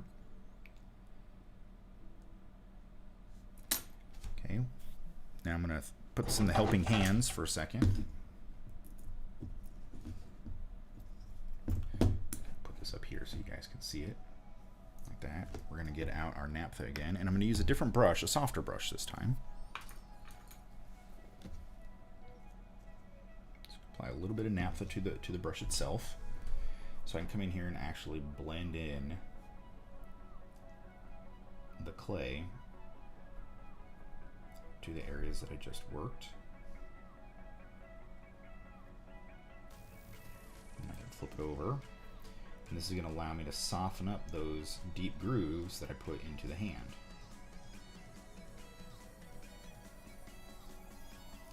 I'm also going to work on blending the clay into the fingers there.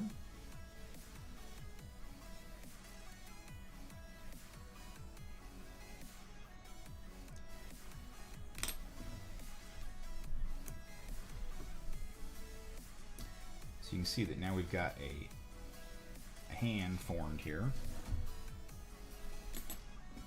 and we've got the joints and everything smoothed out and looking more like a human hand. And it's a really easy way to play or to sculpt your fingers in your tiny little hands. And we can go ahead and add this into the armature once it comes out of the oven. We've got just one more minute before we have to pull that out of the oven. So I'm going to go ahead and actually bake this. Since we're dealing with small bits of clay here, we can use the heat gun. Just again, keep it moving. You want to keep it moving because otherwise you're going to burn, and we don't want to burn the little fingers.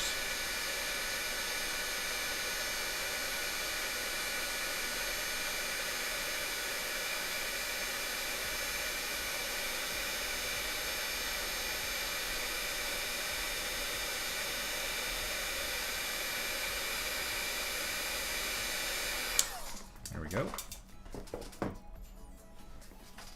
So I'm going to set this back in the helping hands, and then I'm going to go grab the piece out of the oven. So now we've got our guy. I don't want to put the base onto my cut mat here because it will warp the cut mat. But as you can see here, we've got now a nice rigid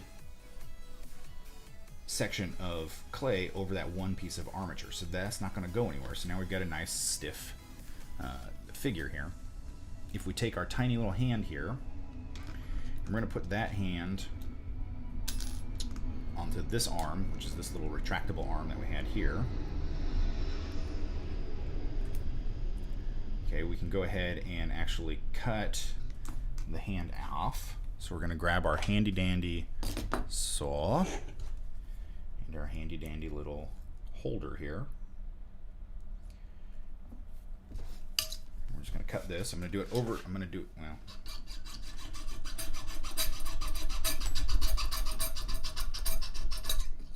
there we go.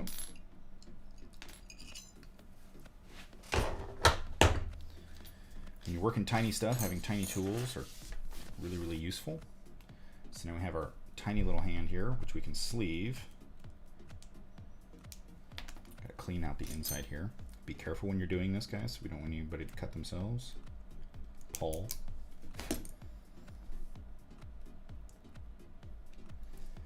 Okay, so now we got the sleeve over. Now, I know that because I want the wrist to sit about here, and this only gets to go in about that far. So I'm actually going to bring this back so I know where I want it to sit. I'm going to add that little bit in there. It's right about there. So I'm going to do the same thing. I'm going to cut it. This one I'll cut it on the edge so I know where I need it to be. I'm going to cut it at the edge here.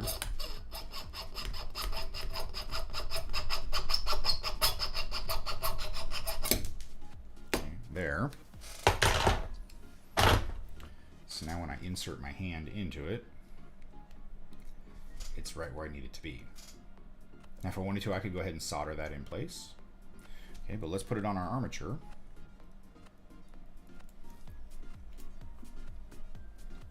So now he's got that nice rigid hand that's on there.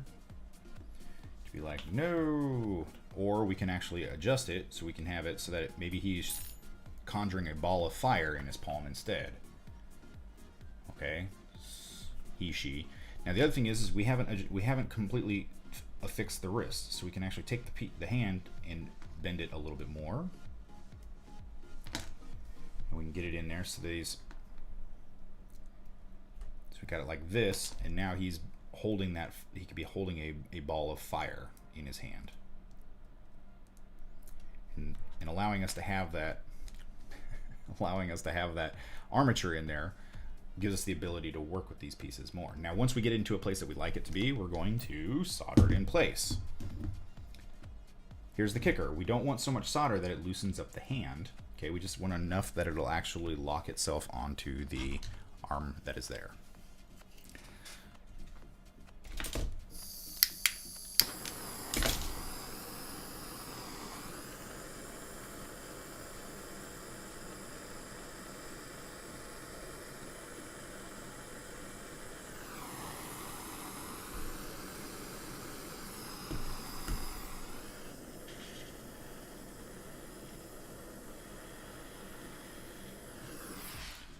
Go.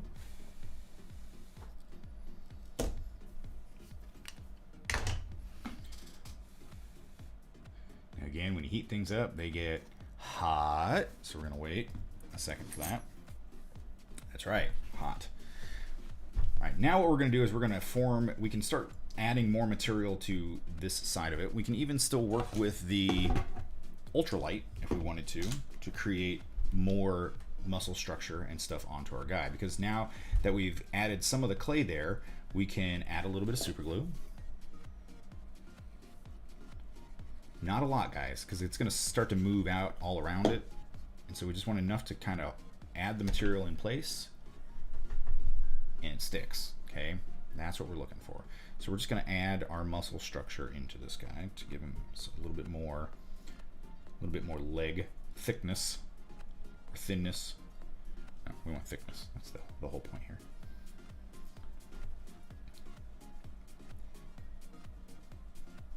Using our armature.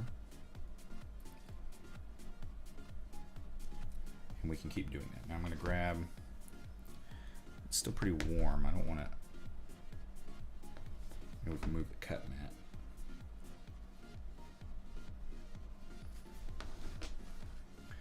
So what I'm going to do, I'm going to actually glue the armature into the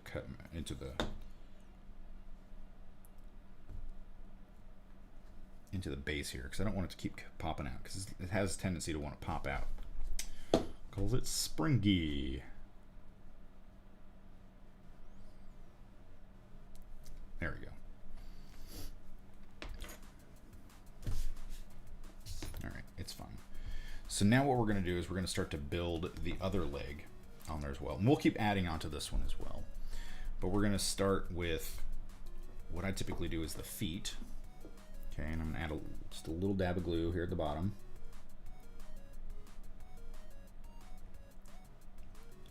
That's going to give me something to add to the foot so that it sticks to it. So what I do is I just create the foot just as a flat paddle to start off with a little divot on the back. Hello, good afternoon, morning. So what I do is I start with that little flat paddle and I'll put it in there approximately where I want the foot to be, and I wrap it around the back end like so. Just to kind of give me a rough idea of where the foot should be. And then what I do is I'll use my knife to cut in the basic geometries of a foot. Okay.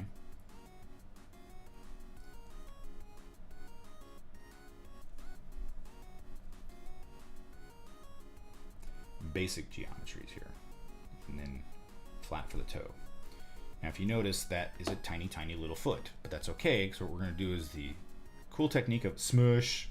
I'm just going to smush it on there to make it thinner, because your toe, your foot is a wedge. Okay, so that's what that little smush is for. And since we put the basic geometry in there, it still gives us the overall shape of the foot where we need it to be. And we can come in here and we can finesse it. We can add a little cup on the inside. If we wanted to do shoes, we could do shoes. The way that I do shoes is by pressing in slightly above where the sole of the shoe would be, giving ourselves just a tiny little lip where the sole of the shoe is. Remember, it's slightly thicker at the back. Give you a little bit of lift, because everyone wants to be just a little bit taller. Arch support, you know.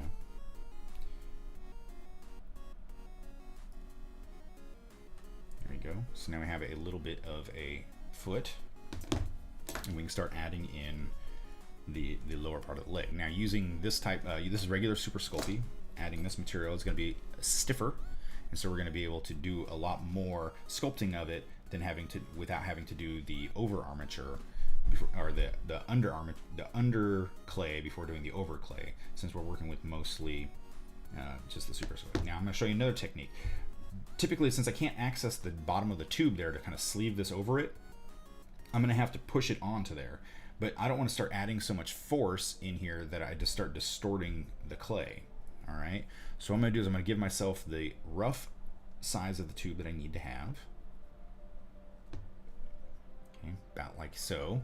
I'm going to take my blade carefully, and I'm going to cut about halfway down. Okay, so about halfway down the length of the tube. To split it, and kind of open it up, like a hot dog bun. All right, then I'm going to add a little drop of glue to the front of the shin here. And then I'm going to add it like a hot dog to the front, and then close it up. Now again, I'm not twisting or pushing, I'm just closing it up so that I get a nice tight fit around that wire.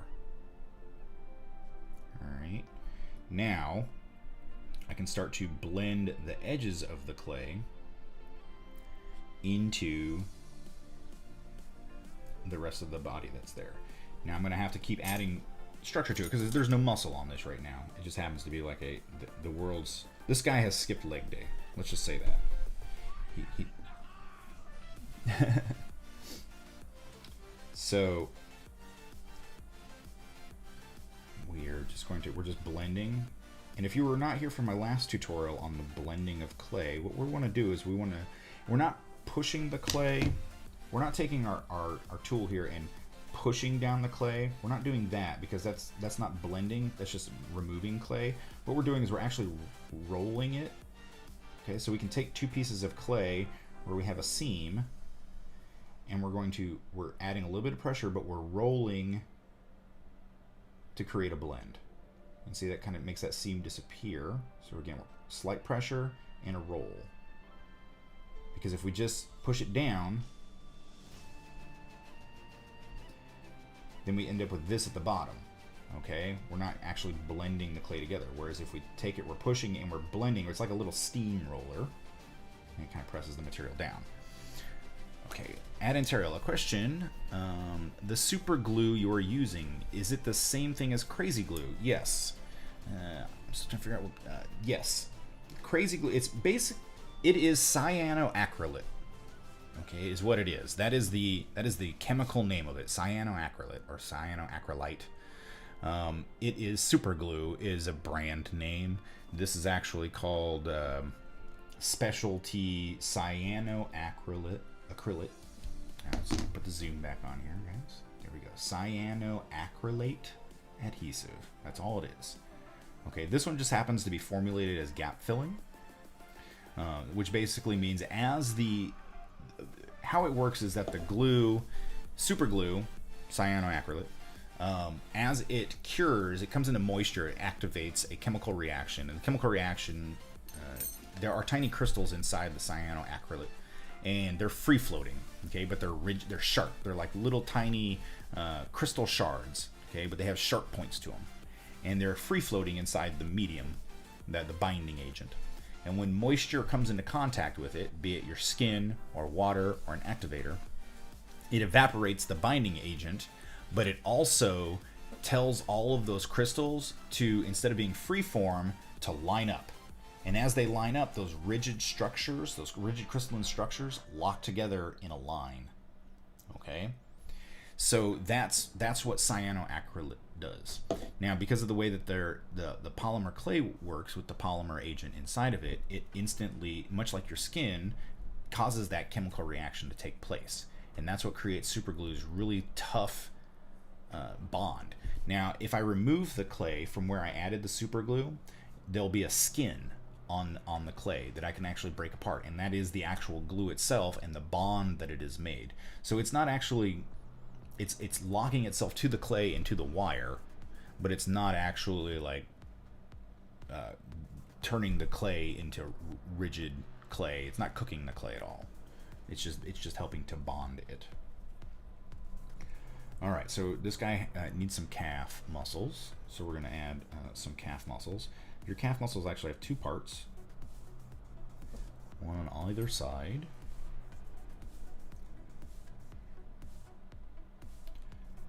Like that. Okay, most people don't know that. They just think it's one big fat muscle in the back of your leg. 'Tis not. Anatomy is a great thing to know.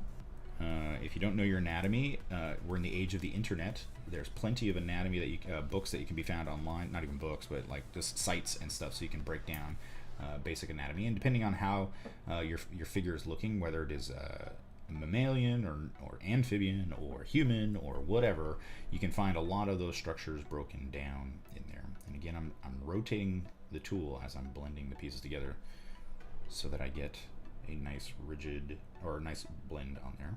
I'm gonna give him back his shin bone because he'd probably want that.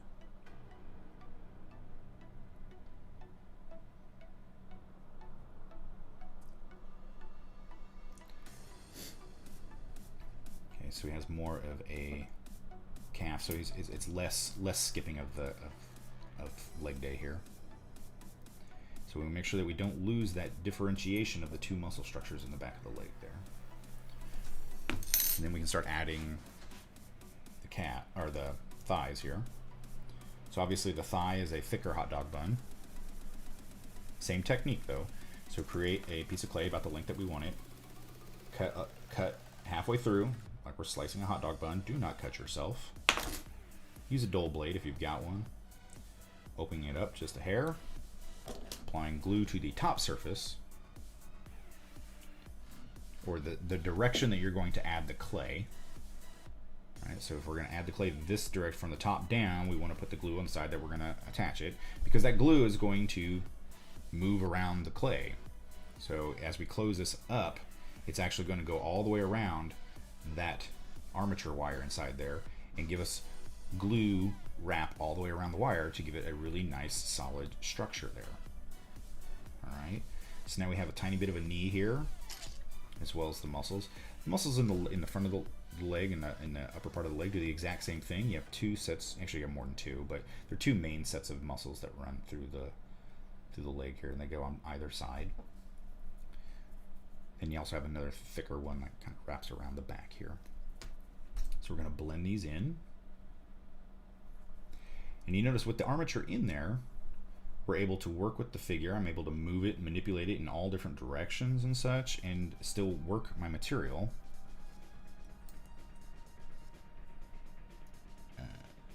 And blend in my seams and all that fun stuff. All right. He doesn't have a knee yet. He should probably get one of those. So let's go ahead and give him a knee.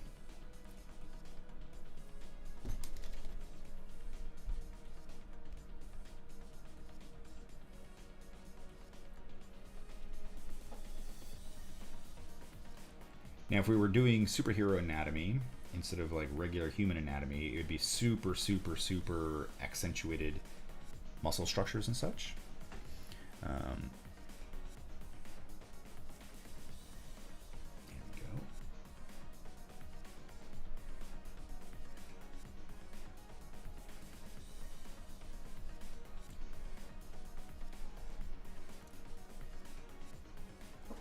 Now, obviously, we don't have the hip in there either. We've got a little bit of the structure of the hip in there, so we can add a little touch of glue here on the front. Give them a little bit of a badonk-donk here. Yes, I said that out loud.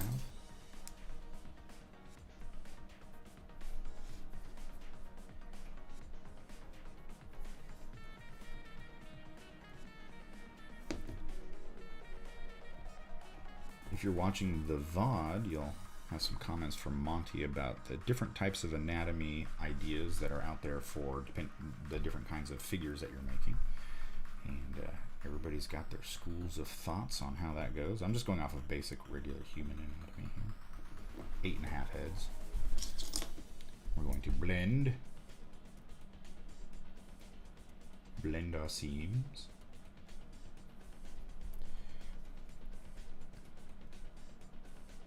And now we're starting to work into the other clay as well on the other side. You can see that we're getting the look of the figure fairly quickly. It's only been 2 hours since we started, and not even 2 hours since we started this figure. I'd say probably only an hour and a half since we started this figure itself, and it is already coming along pretty quickly here. We don't have any of the strong details in it. There's one more muscle that's missing on his thigh. It's going to be, so we're going to work, and a lot of the muscle structures that you see, guys, on any anatomy is going to be something like this, okay? Because you're going to have, or it's going to be a diamond, like a shard, because you're going to have connective tissue. You're going to have the thickness of the muscle where it contracts, and then it's going to have connective tissue at the end, at the other end as well. So you're going to get those kind of shapes. So inside the inner thigh, there's that muscle as well. It's going to give us a little bit more, give this guy, the ability to squat. It's just figuring out your anatomy here. Paul, did you just lick the cup end of this tool? I did. It allows me to blend. Since I can't roll this tool here, I actually have to smooth it out. And if you notice, I'm actually creating little ridges there. So they're not, I'll move the blend camera up a little bit. Except I just got rid of it, so hold on a second.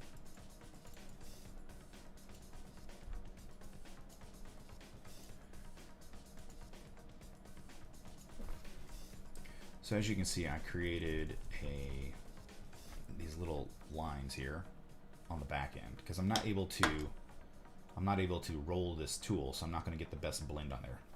So I licked the back end of the tool to give me a little bit of lubrication. I'm not eating the clay, guys. I'm just adding a little bit of lubrication. That allows me to smooth that out a little bit more. And then I can come in and do the rollover with the other tool.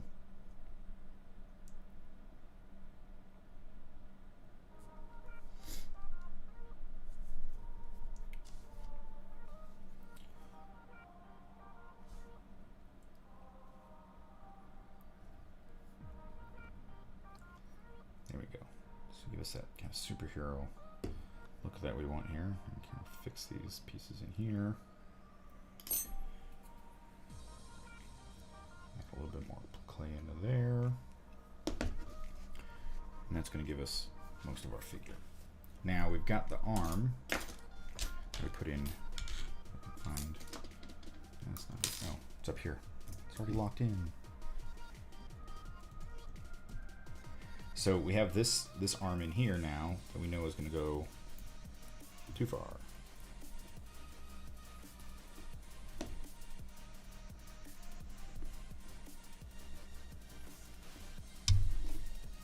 Like that.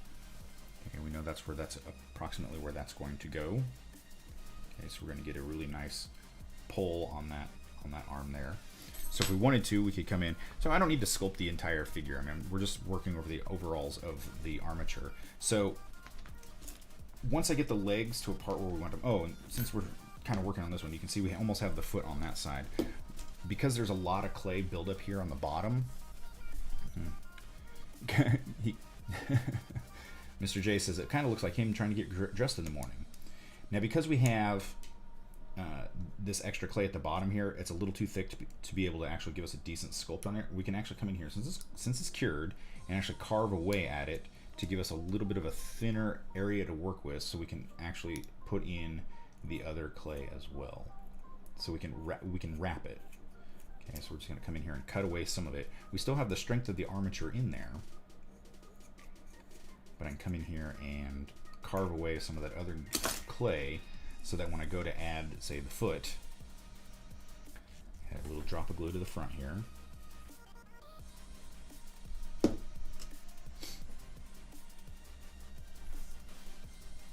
going to kind of push that clay into place.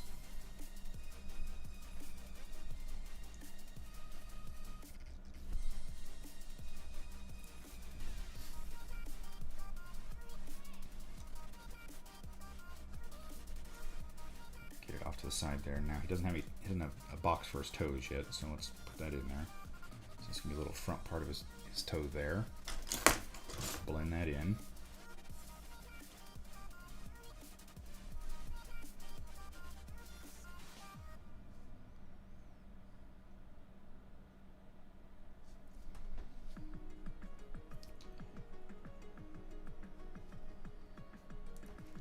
And do the same thing. We're gonna add a little bit of the.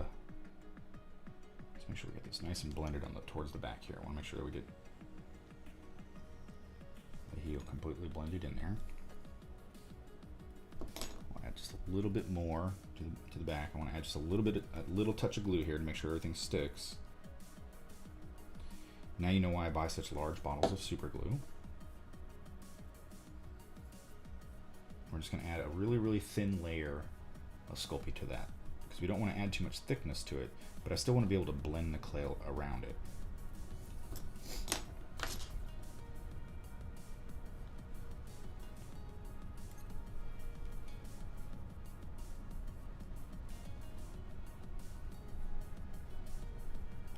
Kind of move it up the end there. There we go. And then we'll take our tool here and we'll go in and cut in our soles of our shoe. And we're going to move up towards the back because it's going to have a little bit higher sole in the back of the foot.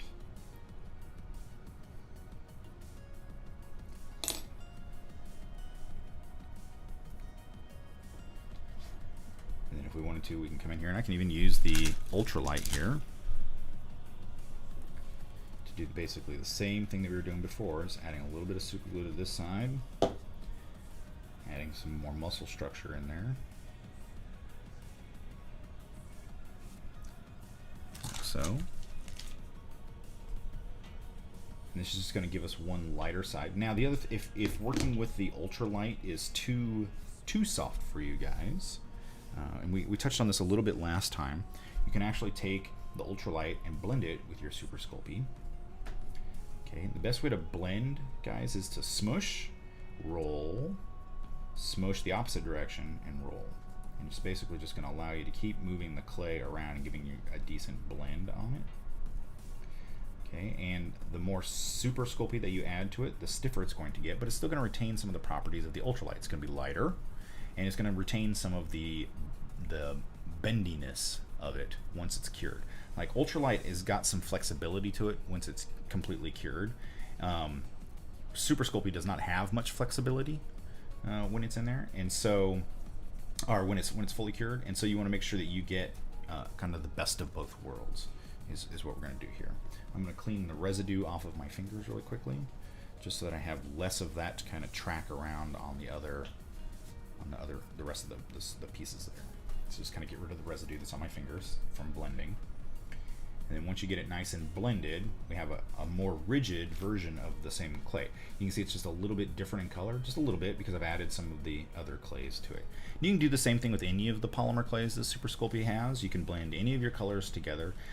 If you have the Super Sculpey Medium or the Super Sculpey Firm, you can add regular Super Sculpey, or you can add Ultralight or any of those to that to soften it up a little bit, and it retains equal parts of the materials that you put together. So if you do a hard, and you do like 80% hard to 20% of Super Sculpey or 20% of Ultralight, it's going to soften it up that much. You're still going to retain a lot of the abilities of using it, but you're going to at the same time, it's going to be a little bit slightly easier to work with, or it's going to be a little bit softer to deal with. Rillian says he likes the mix. I believe, if memory serves me correctly, Rillian's actually started with the Sculpey Hard, Sculpey Firm, and it was too firm for him, and so he got hand cramps trying to get it to a workable state.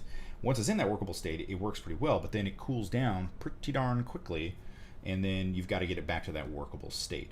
That's the benefit and the curse of that material, because it is a very rigid material. You can get some really high details into it because of the rigidity of it, but at the same time you have to constantly keep it in a working state, because once it cools down it becomes rigid again, and so you want to make sure that you are constantly working that clay, and then you just end up, it's more of like a carving clay. I mean, you can still sculpt with it, but it takes a lot longer to get it, once it's cooled down, to get it back to that warming state. And you don't want to use like a heat gun or a hair dryer to soften it, because that's not going to do. It's going to start to cure it, and it's just going to become crumbly or more rigid. Okay, so you don't want to do that. And I just poked the other side of my sculpture there. I have a tendency to do that when I'm wrapping around other legs here.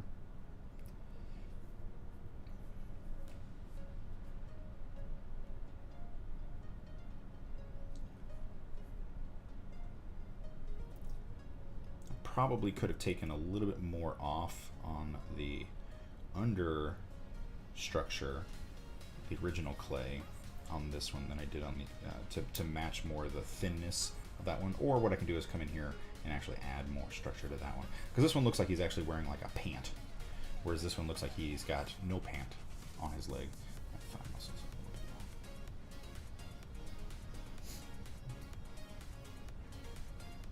He's half dressed. See, superheroes put on their pants one leg at a time too, guys.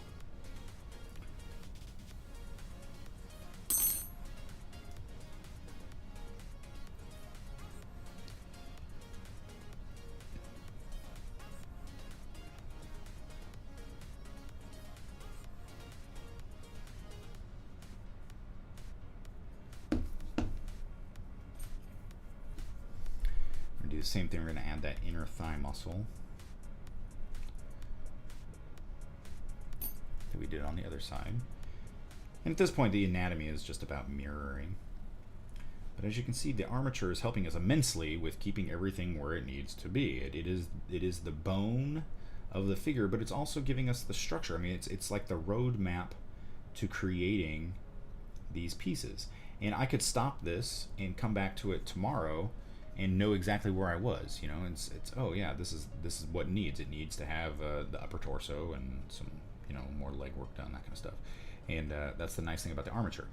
Building the armature completely before starting your work is necessary, because then, like, I could, I guess in theory, stop here, but then I'm not going to know if everything is proportional. You know, I could stop, you know, I could have not put all this onto there, but then how would I have known whether or not everything was the size it needed to be? You start with your entire armature and can work around it. Now, if I'm like, well, this is going to get in my way while I'm working diligently on my legs here, then what I could have done is the sleeve technique for the torso as well, and just break everything down into pieces and parts. It just depends on how you want to approach your sculpture, and that really is, it's up to you guys. I mean, it's not, there's no right or wrong way to do it, it's just how to do it. It's that's the high gap. Well, we'll add some more clay into that. But his legs are spread. Everybody's gonna have a gap, and your legs are spread like that. All right.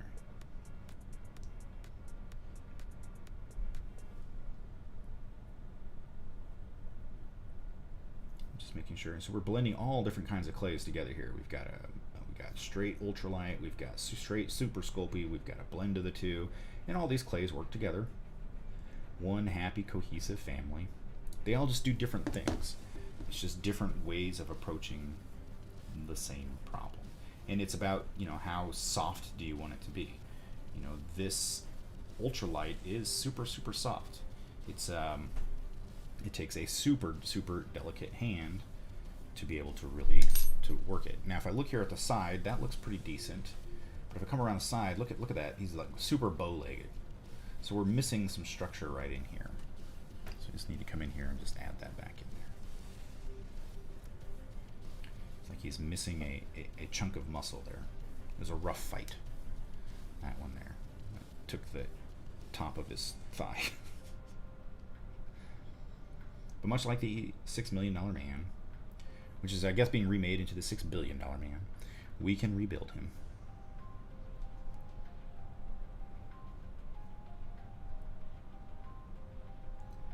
We can make him stronger, better, faster.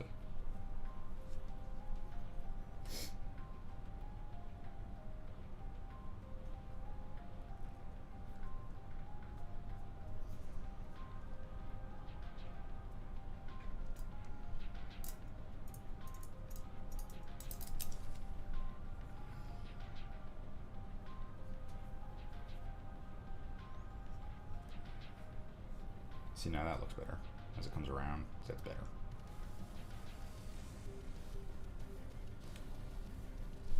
He still didn't have a kneecap over here, so he's just gonna fall onto the street.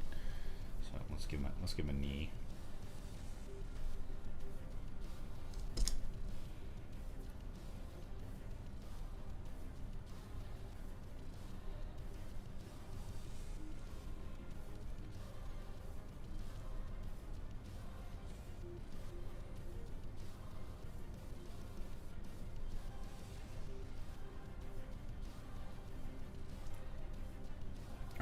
Before I go and cook this, the different hardnesses of clays, is it for just before cooking, or will there also be a difference when cooled? There will be a difference when it's cooled. It's not going to be this. The pure ultralight is going to have some flexibility to it. It's kind of like a foam, like a cooked foam. So it is, and it's a lot softer, and it'll actually float in water. The Super Sculpey will be a lot more firm. It's kind of a lot like a ceramic. And so it's going to be a lot more dense when you're working with it. And then the blend of the two is going to be a nice mix. So it really depends on what you're after. If you're doing a lot of jewelry, if you're making large beads or pieces like that, I would recommend working with the ultralight, because it's not going to be heavy around your neck. And you can get some fairly decent textures in it. But you saw that I was able to carve it once it came out. When I was working on this leg here, I was able to actually carve parts of it away as well. So, all right. Now, before I would go and cook this, now these legs are ready to go into the oven, and I could say, all right, we're good to go there. No, you can sand both sides. Anatomical asks, so you could sand down the Super Sculpey but not the Super Light. You can sand down both. They're going to react differently. It's like you can sand foam and you can sand wood. Okay, but if you sand foam, it's going to come off a lot faster. and the resultant area where it's sanded is going to be rougher than, say, if you did the same thing to wood. Okay, so the different densities are going to make a difference on how it is how it's going to react to the thing. Now, before I go and bake this, I want to do one more thing. I want to add a little bit of the understructure to the chest here, because I know that chest is going to be big. Okay, it's going to have some bulk to it, and so I want to cook that in stages. And we talked about that last time with multi-baking strategies. We want to make sure that we add a little bit of the thickness in here. So what I'm going to do is I'm going to wrap a little bit of clay, just a thin bit of clay, around the spine here and up the neck a little bit. And this one we're just going to do flat. It's kind of a flat piece here that we can attach into it. And then I'm going to do the same thing on the front. We're going to create two little sandwiches out of it. See, another piece here. We're just going to add that, and we're just going to kind of sandwich the two together and pinch. We're not rolling it, we're just pinching it. Okay, and this is going to give us some structure. Now around the neck, obviously his neck is not that fat, so we're going to have to take some of that out of there, which is okay because we're going to move that up into the head. Now remember when I said earlier that the head was larger than the drawing, or the head wire? You can see there is larger than the drawing. Okay, so what we can do there, the glue that I dry is super glue. When it comes into contact with the Sculpey, it's going to instantly cure. Yes. So what I'm doing is I'm squishing that wire up a little bit there. Now it's going to be too tall. That's okay. If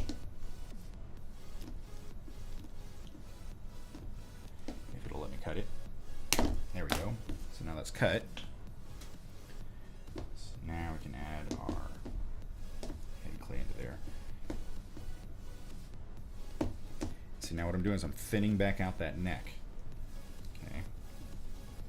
I want it thin enough that I can add a little bit more clay to it in a little bit, but I want it thick enough that it'll hold its shape when I'm trying to add some clays to it.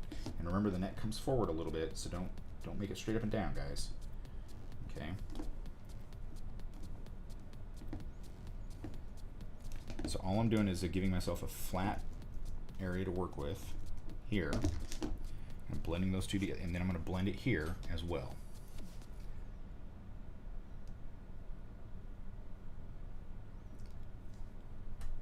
No abs, not yet. We'll add those abs in a bit. Just giving ourselves a base to work off of. I mean, he's going to have some traps, but I want to be able to sculpt those in with the chest.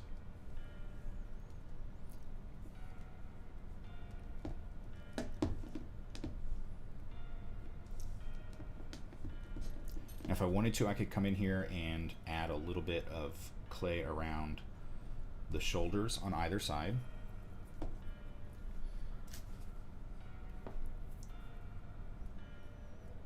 It's kind of like shoulder pads type situation to give him more of that triangle, the Dorito look, I guess is what they call it. And if you notice, that arch in the back is pretty extreme. Okay, I understand seeing this makes good sense now. I need to just do it and don't screw up. Here's the thing. When you're creating, screwing up's part of it. Okay? Because if you did everything right the first time, there would be no need to learn. And you wouldn't learn anything about it. And I've actually met some artists who have perfected a technique, you know, pretty well. But then they're open to no suggestions. And so they've pretty much gone stale with their learning. And it's only when you're leaving yourself open to learn do you actually get to broaden your horizons, that you get better, you know? So goof up. Honestly, I was doing something that I've done countless times before and screwed up, as it happens. I miscalculated my time and screwed up, and so then I was trying to rectify the problem. It did not rectify. And then I went to go clean it all out and realized I had created a completely different technique that I could use in different applications. Okay? So just because you're working on something for the first time that you've maybe never done before, don't think that it's got to be perfect. you know, screwed up, just know what you're doing, learn from it, okay? So now that little bit of a T in there, a little bit of a triangle in there is going to give us less work to do later on. But I've got that really exaggerated bulk in there, that really exaggerated turn in there, as well as in the front, because I'm going to add more clay to it, and we're going to soften that up later. This is just to help me work with the armature to kind of beef it up a little bit while we're working on it, okay? Now I'm going to use a little bit more naphtha to kind of blend this seam together, because we got the two different kinds of clay there, and it seems that the more I mess with it with my hand, the less likely it is, the less it is blending, okay? Because no matter how much my fingers can be soft on the softer clay, it's not going to be hard enough on the hard clay to get it to blend. So I'm using a little bit of naphtha here to give me a nice blend. You can see, and it's working on all the different clays, guys. It's all the different clays together to create a smooth transition.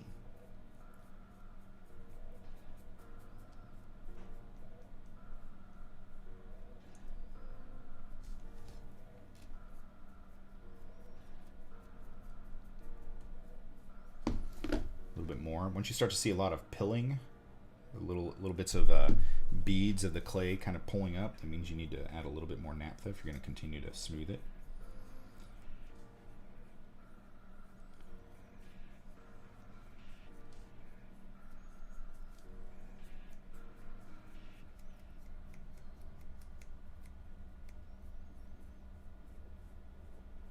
Now, if you're going to use your conventional home oven, and you're going to use naphtha, please use the naphtha, wait an hour before putting it in your oven, okay, and then bake it.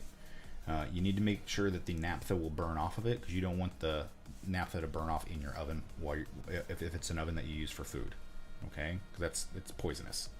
So don't do that. I use a dedicated oven for clay. All right. So no food goes into that oven.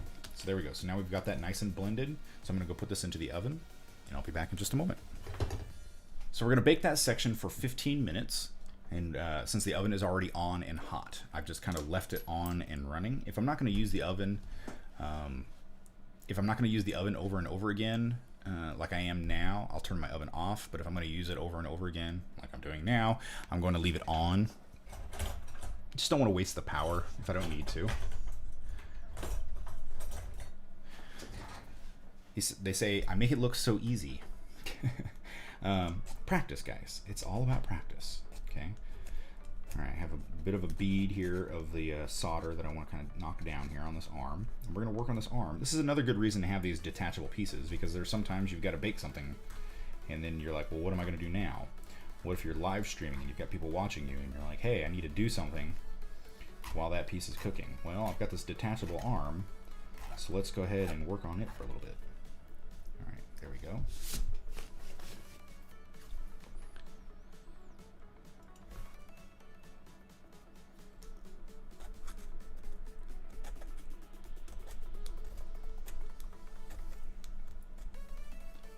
There we go. All right, file that down a little bit. So now we have the arms. We know where the elbow is going to be because we have our joint already in there. Look back down here. We can see our joints are staying the same. See, even though we added that little bit of forearm to it for the hand, we know that the joints are staying the same. We haven't adjusted anything. We're using our armature to our best ability here. So what we're going to do is we're going to start adding the forearm, the wrist, and the shoulder into this. And I'm going to add a little bit of glue, and we're going to do the hot dog approach again, hot dog bun here. So we're going to add just forearm first. I'm going to put that there. Form my little bit of forearm. This dude doesn't need to have the world's beefiest forearms. So I'm going to go. And we're going to slice that. Don't cut yourself. The general rule of thumb is if you need to really pull the blade or push the blade through, you need a new blade. So, because the only thing that you're going to accomplish with a really dull blade is you're going to cut yourself forcefully. so don't do that. All right, and done. No, just kidding. So obviously your forearm doesn't look like you're wearing a cast, so we need to sculpt this and blend it together.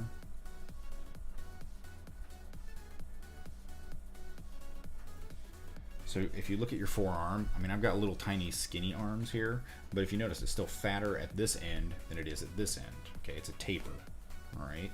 And so we need to do the same thing on the hand here. I'd say I have swimmer's arms, but I'm not a swimmer, so I just have scrawny little arms. So I'm going to pull the material up. There we go.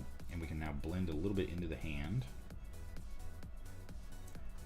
You can see, okay, so here's a great example of the dangers, not dangers, but what can happen if you use the super glue. Okay, so we're gonna zoom this in a little bit.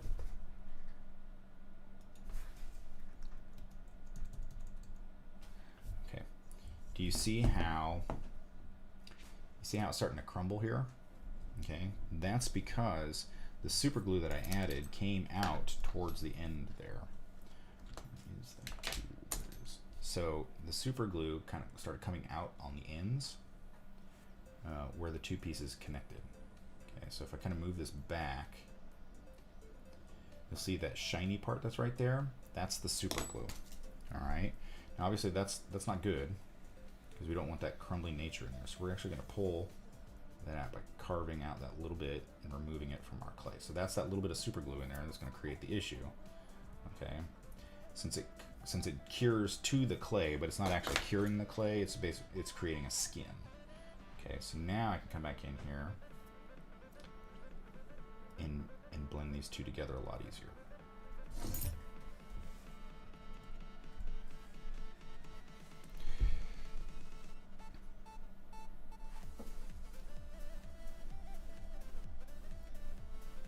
And it's the pull technique again. We're not, you know, you saw me do this earlier, and it was and what I'm doing is I'm actually just smoothing the outside of the clay. I'm not adding any force to it.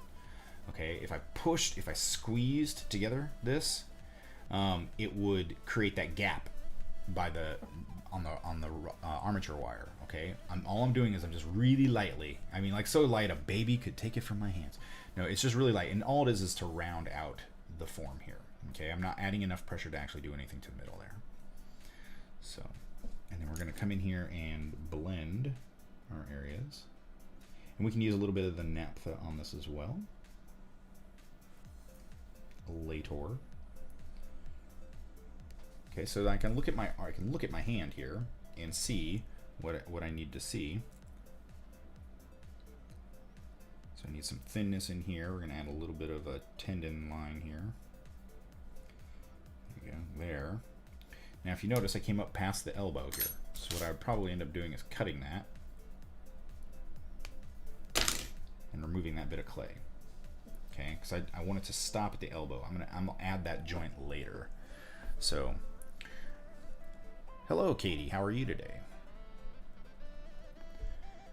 What I can do is I can come in here and soften that up just a little bit so we get kind of a trapezoid effect, again, where it tapers in at that joint. And then also on this outside here, I'm gonna have the same thing. If you notice, I got that little bulge here, that's your bone. And then you've got a muscle, you got two muscle structures that run through your arm here. So you got one major one here, one on the other side, and that's what allows you to turn your wrists, because you have two bones in there. Okay, so we need the little bone that's there, and then we need a slight gap or dent inside the arm there. So we're gonna add that slight dent, like that, and then we can add that little tiny ball on the wrist joint right there. I'm just gonna blend that in.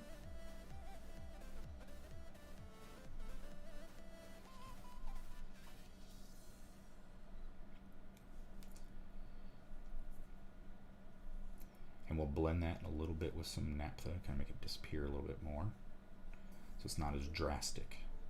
Okay, so there's our forearm, and then we can go in and start adding in the upper arm as well.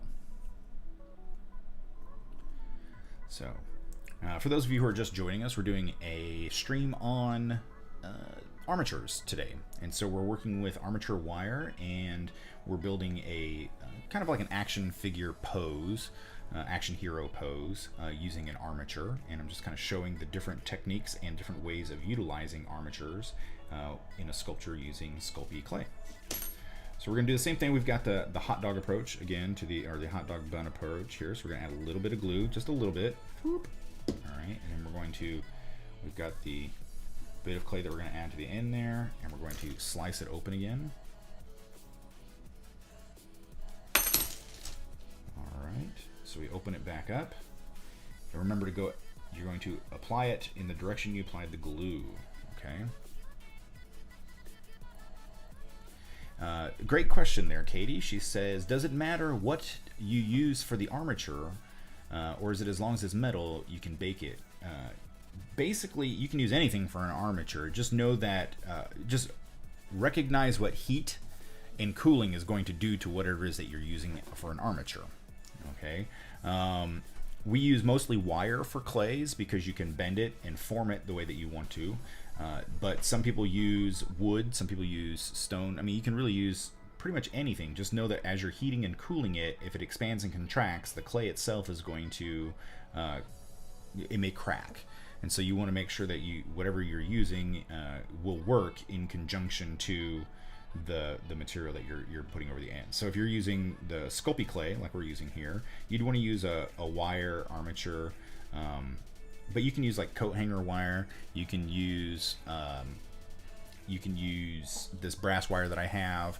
I've got aluminum armature wire. You can use pretty much anything that you want as long as you've got it. Some people, like I was showing earlier, we've got this really fancy armature here that would be used more for stop motion, but it's made of steel.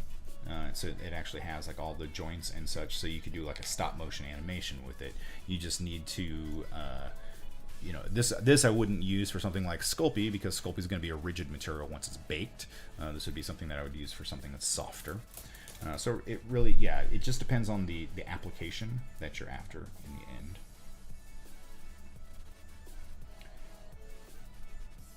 Okay, so we're just sculpting the arm here. So he's going to have the bicep muscle at the front there. Okay, so you just need to know your basic muscle structures, and then the other one is you're going to have one that runs on the back of your forearm as well.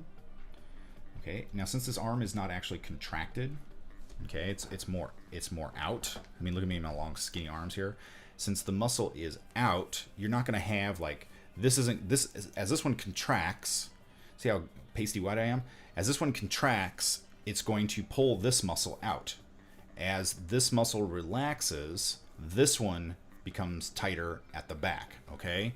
So that's what's going to be up in here. So this muscle here, so as the arm is sitting like this, and this is why a lot of animators and such are going to be in front of a mirror, so that you can see what your muscle structures are going to do while you're sculpting. So I know that if my arm is back like this, you know, doing that same pose that this piece is here, I've got this muscle here, but it's long and low, and I've got this muscle in the back that's tight, because that's what's pulling my arm straight, okay?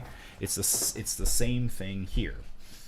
So we have this muscle here is going to be long and low, okay? But this muscle here is going to be tight, okay? And it's going to be the one that pulls on there.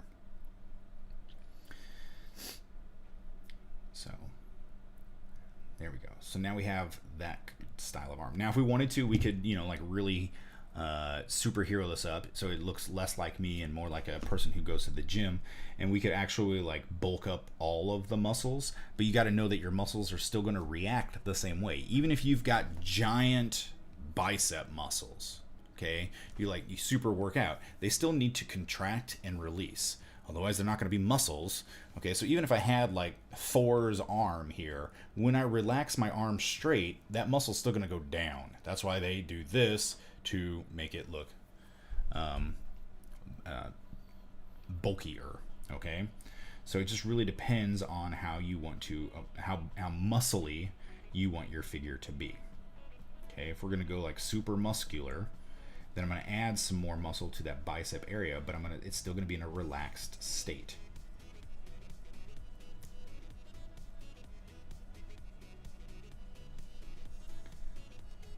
Like so. Okay, it's not going to be, and we can go in here and define these much more, but we don't need to. Okay, So there we go. So that's going to be one arm there. Now, the other one, now if you noticed, I just broke off the pinky finger. So let's go see if we can glue that back on. And now why did it break off? There was no armature inside of it. As you can see, because there's the armature in there. Okay. But the pinky itself is a lot longer. So I cut that armature too short. But that's okay. We just glue everything back together. I don't mind gluing. There we go.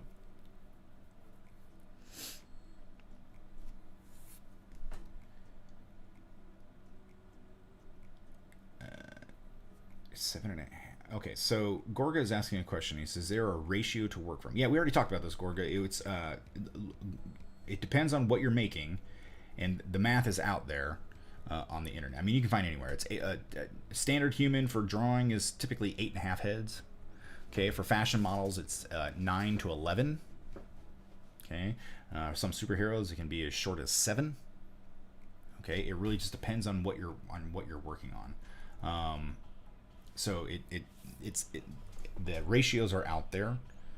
Oh, for the bicep, no, because I mean, if you look online, you can find images of people who have done nothing but like work giant muscle, just work their arms, and they got like giant, huge, disproportionate muscles. Okay, typically, if you're gonna work your arms really big, you're gonna want to work your traps as well, because otherwise you can't support the weight of it. I mean, everything is connected. The neck bone's connected to the hip bone. That's not correct. But the trapezoid muscle, this trap muscle here, the big triangle that you get there, yeah, you need that to be able to pull up the weight. So if you're really working your arms like this, I'm not just working these muscles here, I'm also working my trap and my back, okay, or your pecs as well. All right, so the alarm just went off, so I'm gonna go grab the guy out of the oven. Okay, so now we've got our guy out of the oven. That's 275 degrees here. Yes, it's warm to touch. But now we can go in here and we can check our arm, because we have that sleevable piece in there. Okay, so now we know that width-wise it's going to fit, but we are short here on the clay because we want to add it in there. This was just to give us a rough idea of like where it should be. Okay, but you can see his arms look way too beefy for Paul. Look way too beefy for his scrawny little body.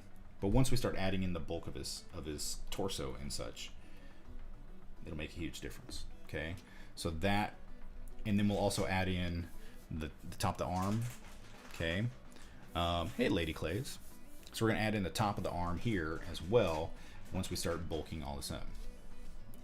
That's right, he's been skipping leg day, and he's concentrating only on arm day. You keep sliding that in and out here. But he'll be fine there once we start working on him. Okay.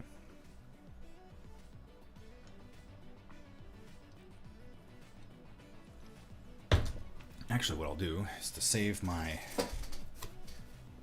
cutting mat from warping from the heat, I'm just going to apply it to here. There we go. So now I can work out that. So we're going to set this off to the side for a second. Thank you. So now what we can do is we're just waiting for this. As you can see, it's still got some mobility to it because it's cooling down. Okay, but if once it cools to the point that we can actually work with it, it's not going to be that difficult.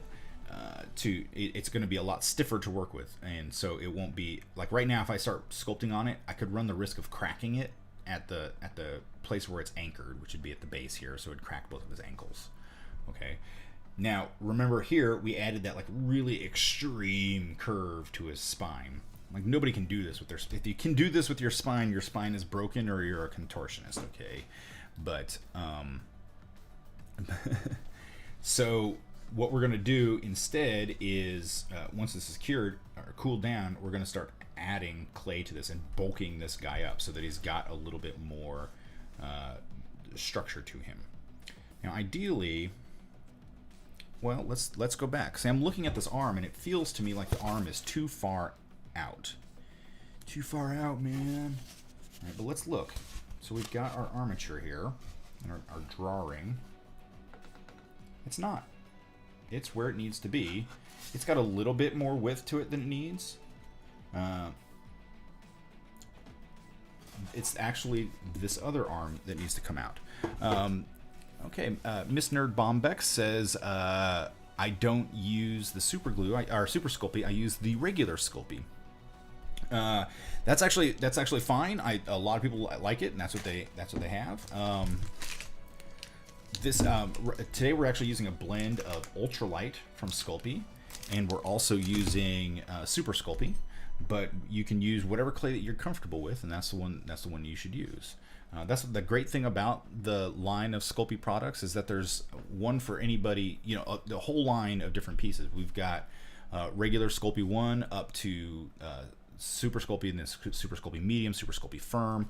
All of it works really well. It depends on how you feel with your clay, and I really strongly suggest, you know, like, you can take my suggestion. I use Super Sculpey all the time. You can take that and you can buy it, and you may be like, this is way too soft, you need something firmer, or it's way too hard, I need something softer. So work whatever you feel comfortable with, and that's really what it comes down to. There's no wrong way to sculpt. So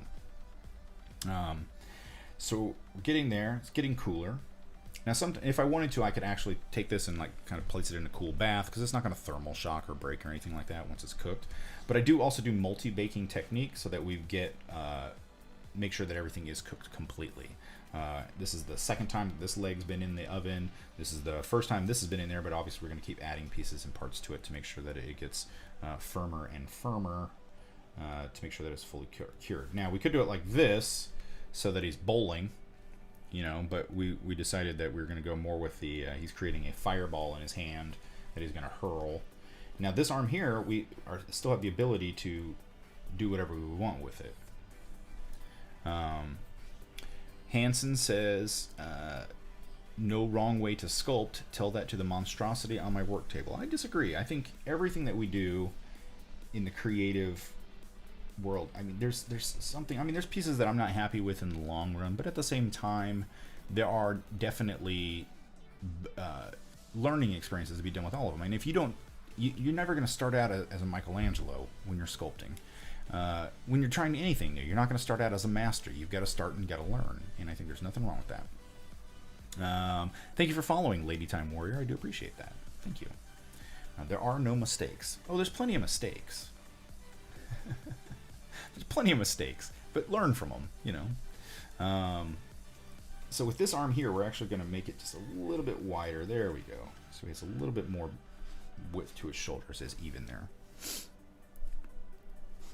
Mistakes bring creative solutions. Absolutely. I am a firm believer in that.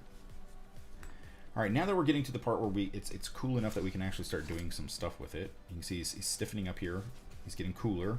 We're going to pull this arm out. We're going to start to work on this back. Now, we've got the armature in here, so you can see that we could reposition the arm that's unaffixed here.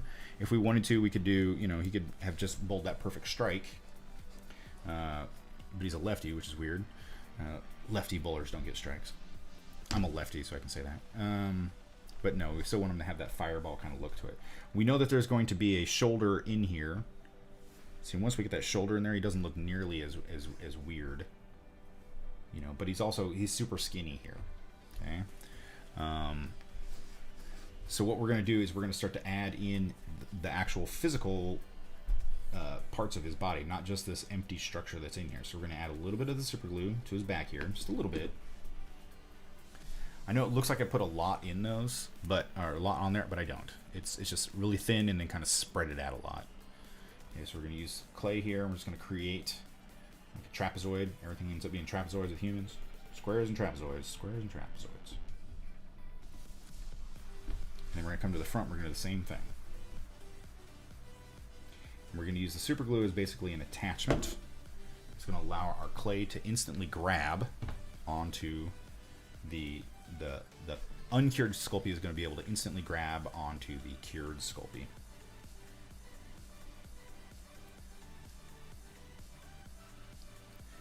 My mother, when we used to drive as kids, my mom would often, she was never lost. She was just taking the scenic route. And I mean, if you just approach it like that, it's awfully true. You know, it's not you'll get there eventually. Just maybe a long wait to get there.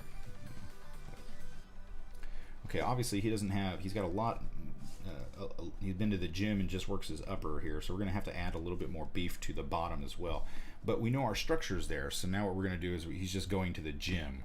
We're just adding all the clay gym to him here. I wish it was this easy for everyone else to beef up at the gym as well, but it is not. Now we want to make sure that we don't cover up that hole there. We need to be able to make sure that we can get to it so that we can add the arm back in there.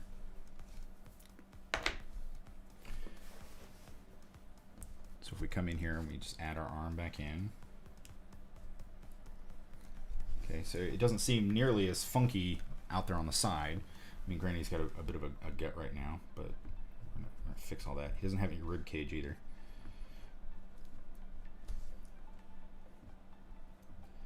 Okay, now some people, if you need to, and this is just a sculpting thing, give yourself a center line to know where he is turning from.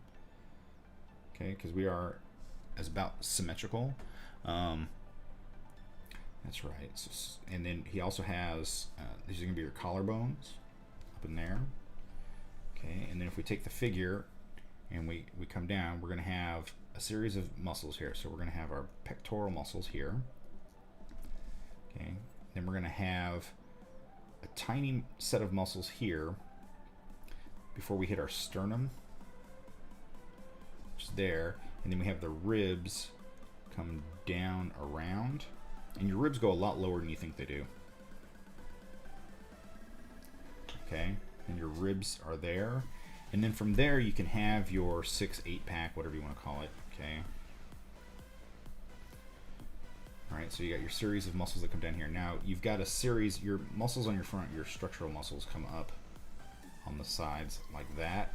And then people are like, well then what's all this? There's a series of muscles over here too, but they're really long and skinny, and then you've got a horizontal, kind of like it's a semi-horizontal, and then it also dives down on the lower part of it. Okay, so it looks kind of like that. So that breaks down that muscle structure. Okay.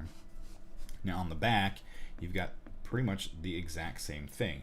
You've got your spine, so you got to figure out where your spine is. So we're going to draw that line up and around. Okay, you've got your ribs that come up and around, because your ribs don't just stop. Okay, on the lower part here, you've got two sides. They're going to be your main muscle group of your spine. They're on the back. Okay, you've got a shoulder. People are like, your shoulder blade is not attached. Your shoulder blade is totally attached to your ribs, guys. It's like over the top. You've got the back side of your trapezius muscles here. Okay, so you got that there. Your shoulder muscles do pull into, and if you've ever pulled your back out in your shoulder, you know that your shoulders are connected to your spine. Okay, and then you've just got basically rib connections from there all the way down, like so. Okay, so that's going to give you your basic structure of your muscles on there. Now it's about refining the look of them. Most people aren't this Dorito, you know, like this big perfect triangle here. So what's going to happen typically is this is going to come in at an angle like that. Same thing with this side we've pretty much already done. Okay, and then you're going to start to build your muscle structure over that. All right, so for like guys and girls who are really work the upper chest area, the pectoral muscles, this muscle is going to, because the way that it lays out, the lower part of your muscle, the lower part of your pectoral muscle needs to stretch to be able to get your arms up and down. Okay, so when they want to really show what they look like, they bring their arms in because that's the contraction of that muscle. But to be able to do this, they need to stretch back out. Okay, so when you're posing your figure with your armature, keep that in mind. Okay, so this arm is coming back, so this muscle is not going to be as tight as this one here, which is coming forward. Because as I'm bringing my muscle forward, the pectoral muscle is going to contract, become tighter and bigger than the arm that is brought all the way back, which is then stretching that pectoral muscle out. Okay, so these are things that you need to keep in mind when you're sculpting, and it's basic anatomy stuff. And so while this one's going to be bulkier, okay, and you may be like, but that looks weird that I've made this muscle that is like super bulky on one side but not on the other. But it is and it isn't, because you're actually following real anatomy here. Okay, so we've got, so I'm going to come in here with my blender, and again, rolling, not pulling or pushing, we're rolling. And if we just use the blueprint that we created with the rough lines and such, we can pretty much lay this muscle structure out fairly quickly. You do have a collar bone. It's a bone that sits there. Okay, and because this muscle here is taut, you're going to see your connectors. Okay, but this one is not taut. It's going to be a stretched out muscle. It's going to come up here in the end, so we can actually pull that one underneath. Now, why do we have that separation, that cleft between the two muscle groups here in the center? Okay, so this one's going to have the same poles. They're just going to be they're going to be longer. Okay, but these muscles have the cleft between them and the pole because it needs to have a connector. Okay, these muscles need to connect to something, and we're all fairly symmetrical for the most part. I mean, technically we're asymmetrical, but you know, in the grand scheme of things, especially when we're sculpting and stuff, we want to make sure that our muscle groups are symmetrical and structural. Okay, and then we want to add in the ribs next. Okay, because if you don't have ribs, you have no way of protecting your guts. Okay, and you want your guts to be protected. Now, you have 7 ribs. Okay, but they're not going to all be visible because some of them are actually up underneath your pectoral muscle. So you're just basically looking for the structure around the outer edge, because this guy's, as he's stretching, that rib cage is going to get pronounced, and it's going to pronounce right around the underside. You know, you get up and stretch and try and figure it out. You know, if you move over to the side, you're going to get a bunching of, you know, these muscles in here. Even if you're, you know, super fit, you're still going to, if you move over scrunch everything over to one side, you're still going to get those little rolls of what feel like fat. It's not fat, it's actually rolls of muscles that are bunching together because they're not being stretched.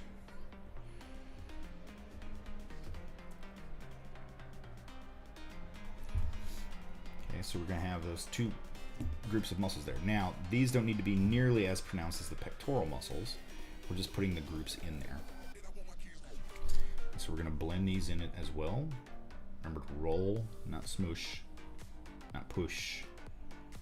Roll. Roll with it.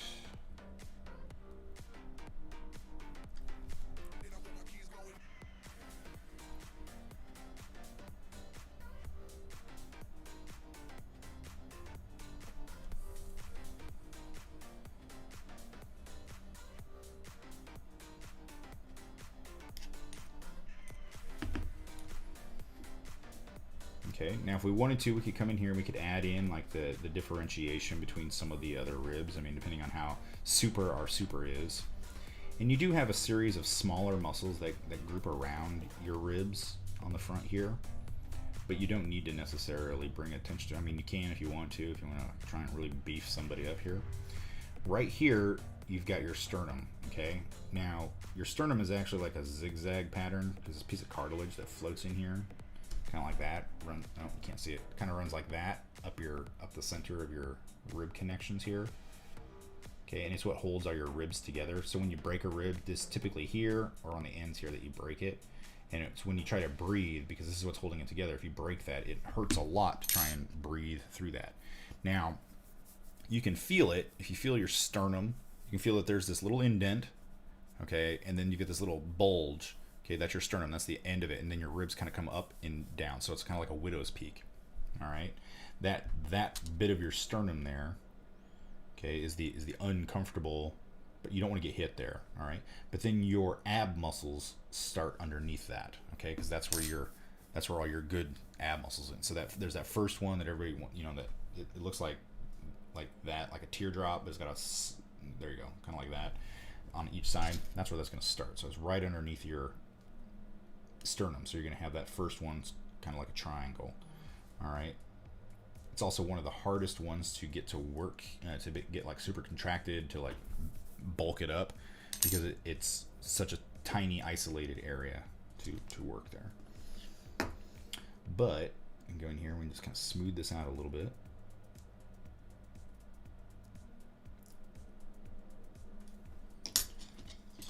Okay, now if you notice also, like pectoral, sternum, there is a difference.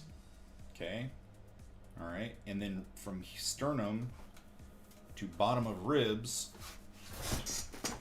is also a difference. See, rib bottom, because I can feel my ribs, to sternum, sternum to underside of pectoral. So there's all, you've got to really pay attention to like your anatomy in that regard. You don't want to, you know, so as I'm sculpting this in here, you know, you want to make sure, I probably could take in this bottom rib just a little bit further. It doesn't need to be that drastic. So if we, you know, we could probably say it's more like that. It's more there. There we go. And it's just double checking, triple checking your anatomy to make sure it's correct. And then we've just got these random muscle groups in here. Now, why do we have groups of muscles? These 8-pack, 6-pack, whatever they're called, you know. You have these muscles to allow you to bend. I don't work out, guys. It says Paul's happy that he worked out to show it off. No, I don't work out, guys. This is the working out that I do. I sculpt my muscles the old-fashioned way with clay. So we've got, so there we go. So we've got the pectoral muscles. Now I can go and smooth all those out using the naphtha if I wanted to. Kind of gives us the idea there then. So now we've got in here, we've got the arm attached in there, but we need the top muscle. Okay, there's a ball muscle that's here that when it's down, when your arm is down, it's fairly flat. It's when you bring your arm up that muscle kind of bulges out. Okay, so on this side, it's gonna be fairly flat. Okay, like that. Okay, but on the other arm, it would be fairly bulbous. Okay, fairly round, because his arm is up. Okay, so we're gonna have a flatter side and a more bulkier side. Okay, now the great thing is we got this armature in here, so we can just keep, you know, we can go in here and adjust it, and we don't have to bake this until we're completely happy with it. We could walk away with this right now and then just, you know, and then come back to it tomorrow or whatever, and that armature is going to allow the clay to stay exactly where it's at, so we don't have to keep trying to adjust it and play with it. Now, same thing with this part of the arm here, because he's got his arm bent, it's up. Okay, he's going to have more of the bulge of the bicep muscle there. Okay, and then his forearm's still going to be out. Forearm does not, it contracts and releases by pulling your arm up, so, or your wrist up. So if I bring it down, you can see this muscle comes out, but if I bring it up, it contracts again. Okay, same thing with the back. Okay, as I bring it down, it relaxes, or it stretches, but when I bring it back up, it contracts. That's what keeps that muscle tight. So you're gonna do the same thing on the other side. So we're gonna split this. So again, made a little hot dog bun, cut down the center, open it up, add a little bit of glue to the top side.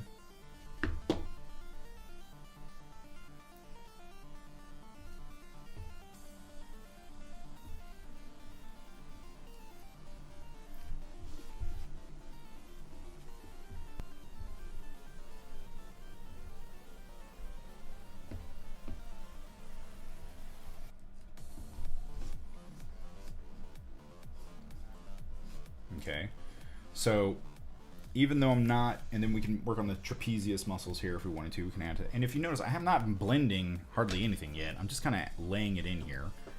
Okay, but you can also tell what it is, just because, you know, putting the muscles where they need to be, and they're accurate, you know, shows you like what it needs to look like. Okay, now looking at this really beefy dude, it looks like he has not been to the gym on the lower half forever. So we can actually come in here and beef all that back up. I mean, that's the great thing about this and we can always add more layers and more clay to the outside. There's no wrong way to do it. We know that the height and proportion is perfect because we did an armature that we marked out where all the joints need to be. Those joints aren't going to change. If we made this guy really skinny, not bulky at all, not really beefy, the armature would be perfect as well. We could take this guy and go the opposite direction. Instead of being really ripped, he could be really unfit. He could be fat. Okay? The muscular structure is not going to change. It's the material on the outside that grows and alters. So to take this guy from being, like the Tick or the Hulk, to being the Blob, which is also a Marvel character in case anybody's wondering, is just a matter of adjusting how the body is laid out. Okay? Your armature is 90% of how to make sure that your body is the body is correct, because if your skeleton isn't right, you're gonna have a messed up figure. Okay? And whether that figure is animal or man or whatever, even an alien that you make, if your skeletal structure is off, it looks off. Like, how does that work? And you can see it just by looking at the structure of it.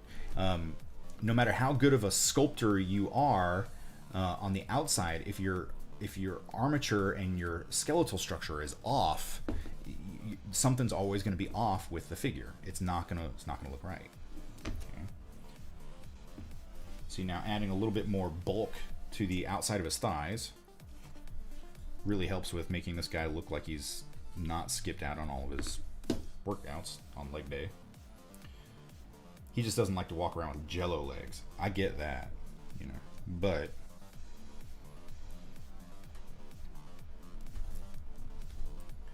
leg day is just as important. See, and now he doesn't look as weird because he doesn't have, he's got super skinny legs. I haven't changed anything except add more bulk to the outside. I'm not changing the structure at all. I'm just changing the amount of meat that's basically wrapped around the thing. Okay? So we can create this like super structural muscular guy. Okay, but I'm not kidding, if we wanted to, so I'm gonna warm up a little bit of this clay here in my hands.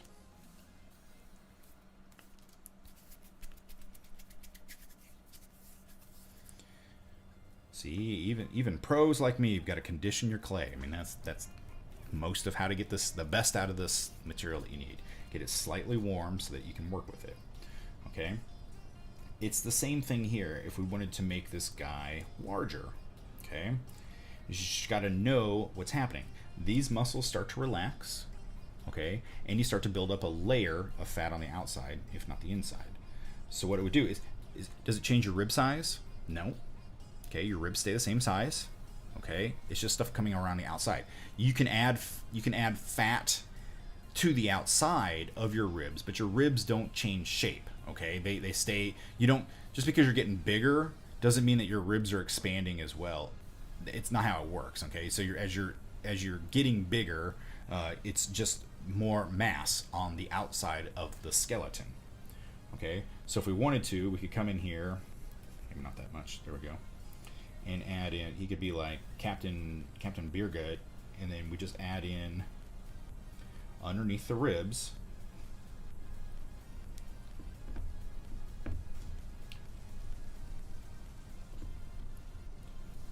and kind of wrap it around his midsection there.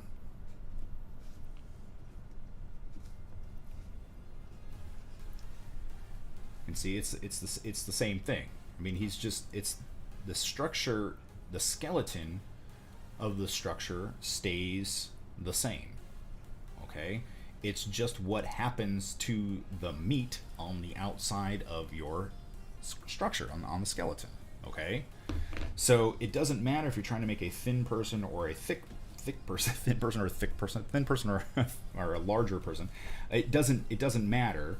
It all comes down to the structure, the armature. That's the important part. Okay, so hopefully you guys are getting that as a takeaway from here. Now, we know on this arm here, I haven't permanently attached it in there. I can still, it's still wobbly. I can still pull it out and push it back in. Now, if I was to like go to this step where I'm going to, you know, start to sculpt on the arm, I'm happy with how the body structure. So like, I'm happy with how all this looks. Okay, and I've got this all sculpted the way I want, and then I want to permanently mount this. What I would do is I would add some glue to this to put it in here. If I was going to mold it and cast it, I would end up making it so that that seam, I'd carve that seam, you know, cut that seam perfect. So I'd say, okay, well, I know that deltoid, I believe is what it's called. Can't remember the name of that muscle structure, but I know where that's at. So I'm going to come in here and I would actually cut right at that muscle, around the backside as well, and then underneath as well, so that when I pull this off, see that seam that's on there? Okay, I know that when this goes back together, it's gonna seam back up perfectly. Does that make sense?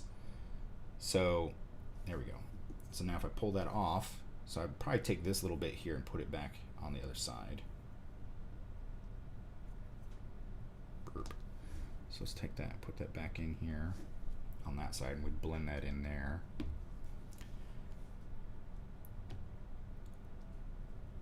See how that locks back in there? Now, once you do this cut, don't mess with that. Don't mess with that. Okay? Because if you go in there and they're like, oh, that looks really rough, let's go in there and smooth that out. Once you do that, they don't fit together perfectly. Leave it exactly as you cut it. Okay? So then when you go to push it back together, that's the important part, to make sure that it goes together correctly. Okay? I say okay a lot in these things. So there we are.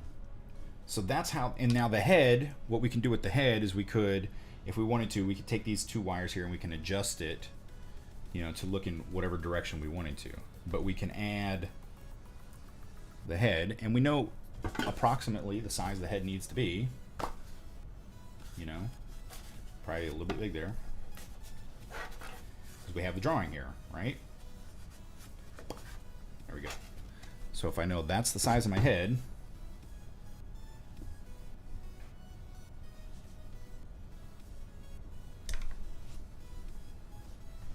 now that neck is too skinny.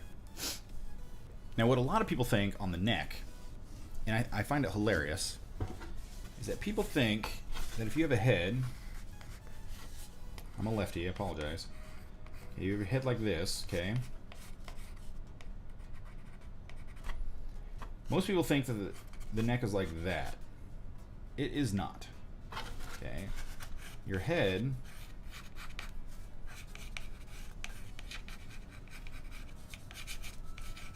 same thing. Your neck comes down at an angle like that. Then about halfway down, it connects to your trapezius muscles. Okay? This is like rookie mistake type of situation, because yeah, you'd think that your neck is fatter around the base of your shoulders, which it is, where your trapezius is, but your head still needs to be able to turn. Okay, so it's still, but then it connects back up to the fatter part of your head, because if you're, I mean, you can be a thick-necked man and still have that curve in there. Okay, it's never going to be this way. Okay? It's always going to come slightly in and then back out. Okay, because then we have like the throat part in here, and then we have your collarbone here. So you're always going to have this part that goes in and then back out again, and then your head rests on top of it.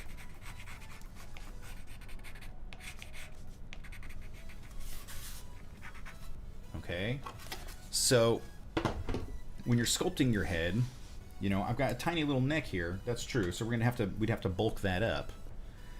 So what I would do is I would add some material, but I want to make sure that I'm doing it in a V and not an A.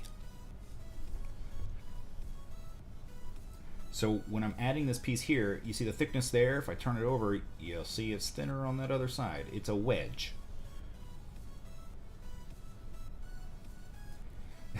Add Interior says, we're getting a sculpting class, but also a drawing class. Well, they're interlinked more than you would think they are. I mean, they are one and the same. Anatomy is anatomy. I mean, you need to know your anatomy. Now, the other thing is now look at that head. It looks straight up and down. So he looks like he's doing this. Which nobody wants to walk around like this. If you don't believe me, go look at my merch. Okay? So you want to make sure that your head comes out to this. Your head comes forward. Okay? It does not sit like this. If it sat like this, one, it'd be really uncomfortable. And two, we would have no chins, you know? So you want to make sure that your head comes forward. All right? So as it stands right now, this is incorrect, but I'm just laying the clay in there. What I would do is I'd come in and cut and then come back out again. So you get that arch in that neck, okay? It comes forward and then back again. All right, that might be a bit much, but we'd play with that and make sure that it's right. And then we'd also have like, there's brow ridge and all this. I mean, because right now he looks like a, so brow ridge makes a huge difference. Even if we just do brow ridge, a little bit of nose, I mean, it starts to look more human just with that. You know, you don't need to have, you know, people often forget foreheads when sculpting. They're important. Everybody wants one. Some people have way too much of one. Looks like an X-Man. Yeah, a little bit. I mean, it's the superhero pose. Now with this hand over here, you know, what we could do is, you know, you notice there's no armature coming out of there. And so if I sculpted a hand, and I could, let's sculpt a hand really quickly here. So we're going to do the same thing. It's, again, we're working with trapezoids. Okay, so we have one trapezoid, and then I'm going to push, pull, and then we got the hand here, trapezoids, okay? So we know it's that way, because if I do this, stop in the name of love, the L, you know, thumb's always towards the center, guys. Okay? If I'm doing this, if I'm turn my hand this way, thumbs out. So it's, yeah. So if we want to do, we could put it like that. All right. The problem is without the armature, this is going to be extremely fragile. And when it's out that far, you know, if someone bumps into this, what's the first thing you're going to hit? The hand. And so that's going to break. Okay? That's why having an armature is important. Is it absolutely 100% necessary? Nope. You know, I've done some sculptures where I don't put that in there. The other problem is when you're trying to do hands and with no armature in there, most of your fingers have to be glued together, and so you don't get as nice of a sculpt out of it. He's also got the world's fattest pinky finger.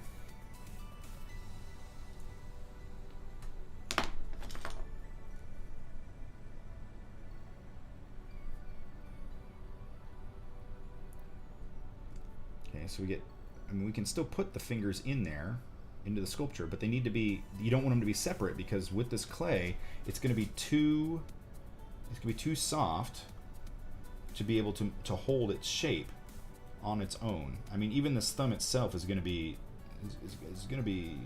pretty darn risky to go this route.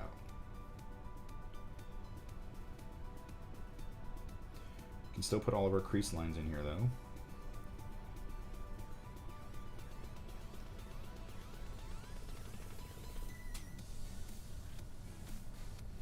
He's like stop sign man, you know. But as far as dynamicism, that's a word, dynamicism.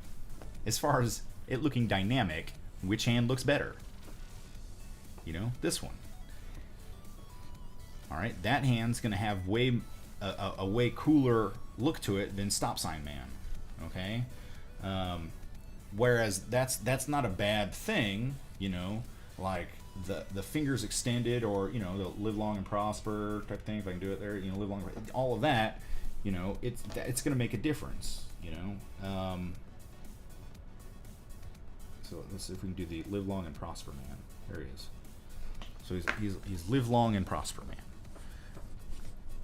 But you know, if I was gonna go this route, I'd probably, you know, if I was gonna make a figure that looked this dynamic, I would go with the individual fingers, because they're gonna be rounder. You know, you're gonna be able to get more out of it. It's gonna look more realistic than to do something where you have less going. You know, you have less going on there. So you know, this to me is more like caricature hands. You know, as opposed to like a superhero dynamic hands. You know, there's nothing wrong with this. And honestly, like for most of my cake toppers and stuff, where I do caricatures, this is the type of hand that I'm going to do. Because if I do a caricature of somebody, like a more cartoony version of somebody, and I did like super dynamic hands, they would be like, why do I have spider fingers? So it's knowing where you're going to, you know, your applications as well as what you're working on. But since we're talking about armatures in this stream here, it's important that we know exactly how to do them. So I like this technique a lot better, but they each serve their own purpose. So there we go. All right, now what I'm going to do is we're in a good place here to stop. Okay, we've gotten pretty much where we were going to get to with the armature. It has been awesome hanging out with you guys. It's been this is a fun tutorial, and I love teaching this kind of stuff. So even if I'm not doing a tutorial and you happen to catch me on stream and you're working on something like this and you're like, hey, I had a question come up or whatever, feel free to bug me about it. I'm more than happy to answer any questions that you might have and to work with anybody on these projects. I'm more than happy to do that. So, but that does it for me. I'm Paul Pape of Paul Pape Designs. You can find me live at twitch.tv/Paul Pape Designs. Or you can find me on the interwebs anywhere that there is the Paul Pape Designs. So thank you guys for joining me today on this sponsored by Polyform stream, which we're going to turn into a YouTube video in mere moments. So everybody have a great day, and I will catch you guys later. Thank you very much. Enjoy.